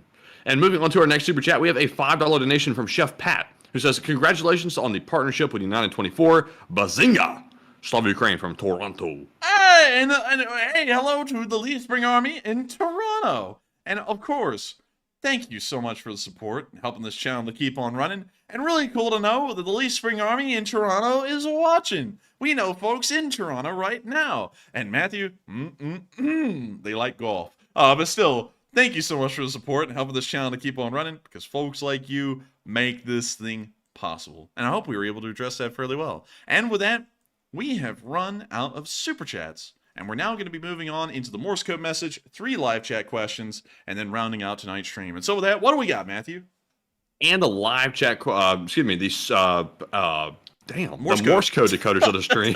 We have Cliff Simonson, Mark Hodges, Earl Bernew, Paul Schultz, and Tight Lines LSO. And thank you all for solving the Morse code while I get all mixed up here because I'm trying to read 3 things at once. It says, this evening's Morse code message says, Ukraine is getting pretty fierce in the south, and long live the LSA. And that's the sound of money, and y'all got that dead on the nail. I gotta say, good job on getting that Morse code message correct, and the Ukrainians really are giving it to them, you know what I mean? They're giving them a left hook and a right hook. But with that, we are going to be moving on to the 3rd question of the night. And some people, I know, I've seen it in the live chat, some people are asking, why do we always cover live chats? Because this channel is free. We of course rely on super chats. That's clear. But also, I never want this experience to be something that y'all have to spend a moment of time on a live stream having to watch an ad or actually having to support us to have a question answered. The premise of this channel is that it is free to watch. We may not be able to get to everyone's question, but we try nevertheless. And of course, we have to get to the super chats and thank every one of them for the support because they make it possible for us to answer even 3 live chats and to run the show every night. But just wanted to cover that, just in case you're all wondering, why do we always answer at least 3 live chats at a minimum? That's the reason why. It is a free-to-watch show, and you can ask a question absolutely free and may have it answered. And so with that, we are on to the 3rd to last question of the night. All right, and this one goes to In Hansen, who says, CNN says Ukrainian Special Forces may be behind hits on Wagner in Africa, and what are your thoughts? We've heard about that. I would have to be honest with you, I'm not really sure. I believe a Ukrainian source made that statement, which makes it fairly valid from what we understand, because they would be the first ones to be able to confirm that. But I can't really confirm that yet, and I'm going to have to hold off on any official statement on our end because of that. But with that, I hope that does address that, at least from our current standing. And with that, we are on to the 2nd to last question of the night. And this one goes to Lawrence Todd, who says, didn't the VDV take a major hit on the brigade command post? I believe they did. We didn't really get to cover that today at all, but we did hear at some point recently that some kind of a command headquarters in that area of the front line around Robotyne ended up being hit, and possibly they lost their colonel. But I haven't really been able to confirm that information yet with picture and video evidence. And so with that, I hope we were able to address that fairly well, and we are on to the final question of the night. But before we do, I do have to thank Troy Wilson for a $10 Australian super chat and a flying pair, and I got to thank you so much for the support. Margaret Hemsley also threw in an 8 Australian and said exciting news, and it is quite exciting news, and I got to thank you for the support and enjoying it. And with that, we are on to the final question of the night. And so, who was the lucky last person through in the lucky last question of the night? All right, and the lucky last viewer of the night is Selma Guerrera, and they said, Zelenskyy said at the UN that they won't stop and would continue with drones and planes, and what are your thoughts? And I would have to say, I think it's good to know that the Ukrainians are going to be unrelenting in the resolve in the war. Of course, in this war, it is largely a victory that must be achieved. Not total victory, but a victory nevertheless. And I think that's certainly going to be moving towards achieving those goals. Not to give you an incredibly political sounding answer, but I think that's the best way I can answer it. And with that, we have reached the end of tonight's stream. I've got to thank you all so much once again for watching tonight at the peak there was 6.5 thousand of y'all watching, and we're entirely honored to know that we were able to run the news for 6.5 thousand of y'all live, and also 30,000 of y'all since the start of this stream. If y'all have enjoyed, please make sure to subscribe. It makes us really happy when y'all do, and if you hit the bell button, you'll get to know when the stream runs, which is 6 days a week, like clockwork, at 10 p.m. Eastern Time every single night except for Monday, and we cover the past 24 hours of the war in picture and video evidence every single night the exact same way. We also put out war summaries, which are 10 to 15 minute long videos put out in the middle of the day in our local time zone that cover some of the major points of the war. We haven't been able to put any of those out recently, but we will be trying to pick up those and get them running full steam again here within the next few days. But nevertheless, thank you all so much once again for watching. Good night, good luck, stay safe, take care, Slava Ukraini, and long live the Lee Spring Army. The Lee Spring Army will never die, and the Lee Spring Army will send its regards. And thank you so much for the $2 super chat as well, Troy Wilson. Your support is greatly appreciated. And with that, good night. And good night, folks. Slava Ukraine, and we'll see you all tomorrow. Yes. The Lee Spring Army sends its regards.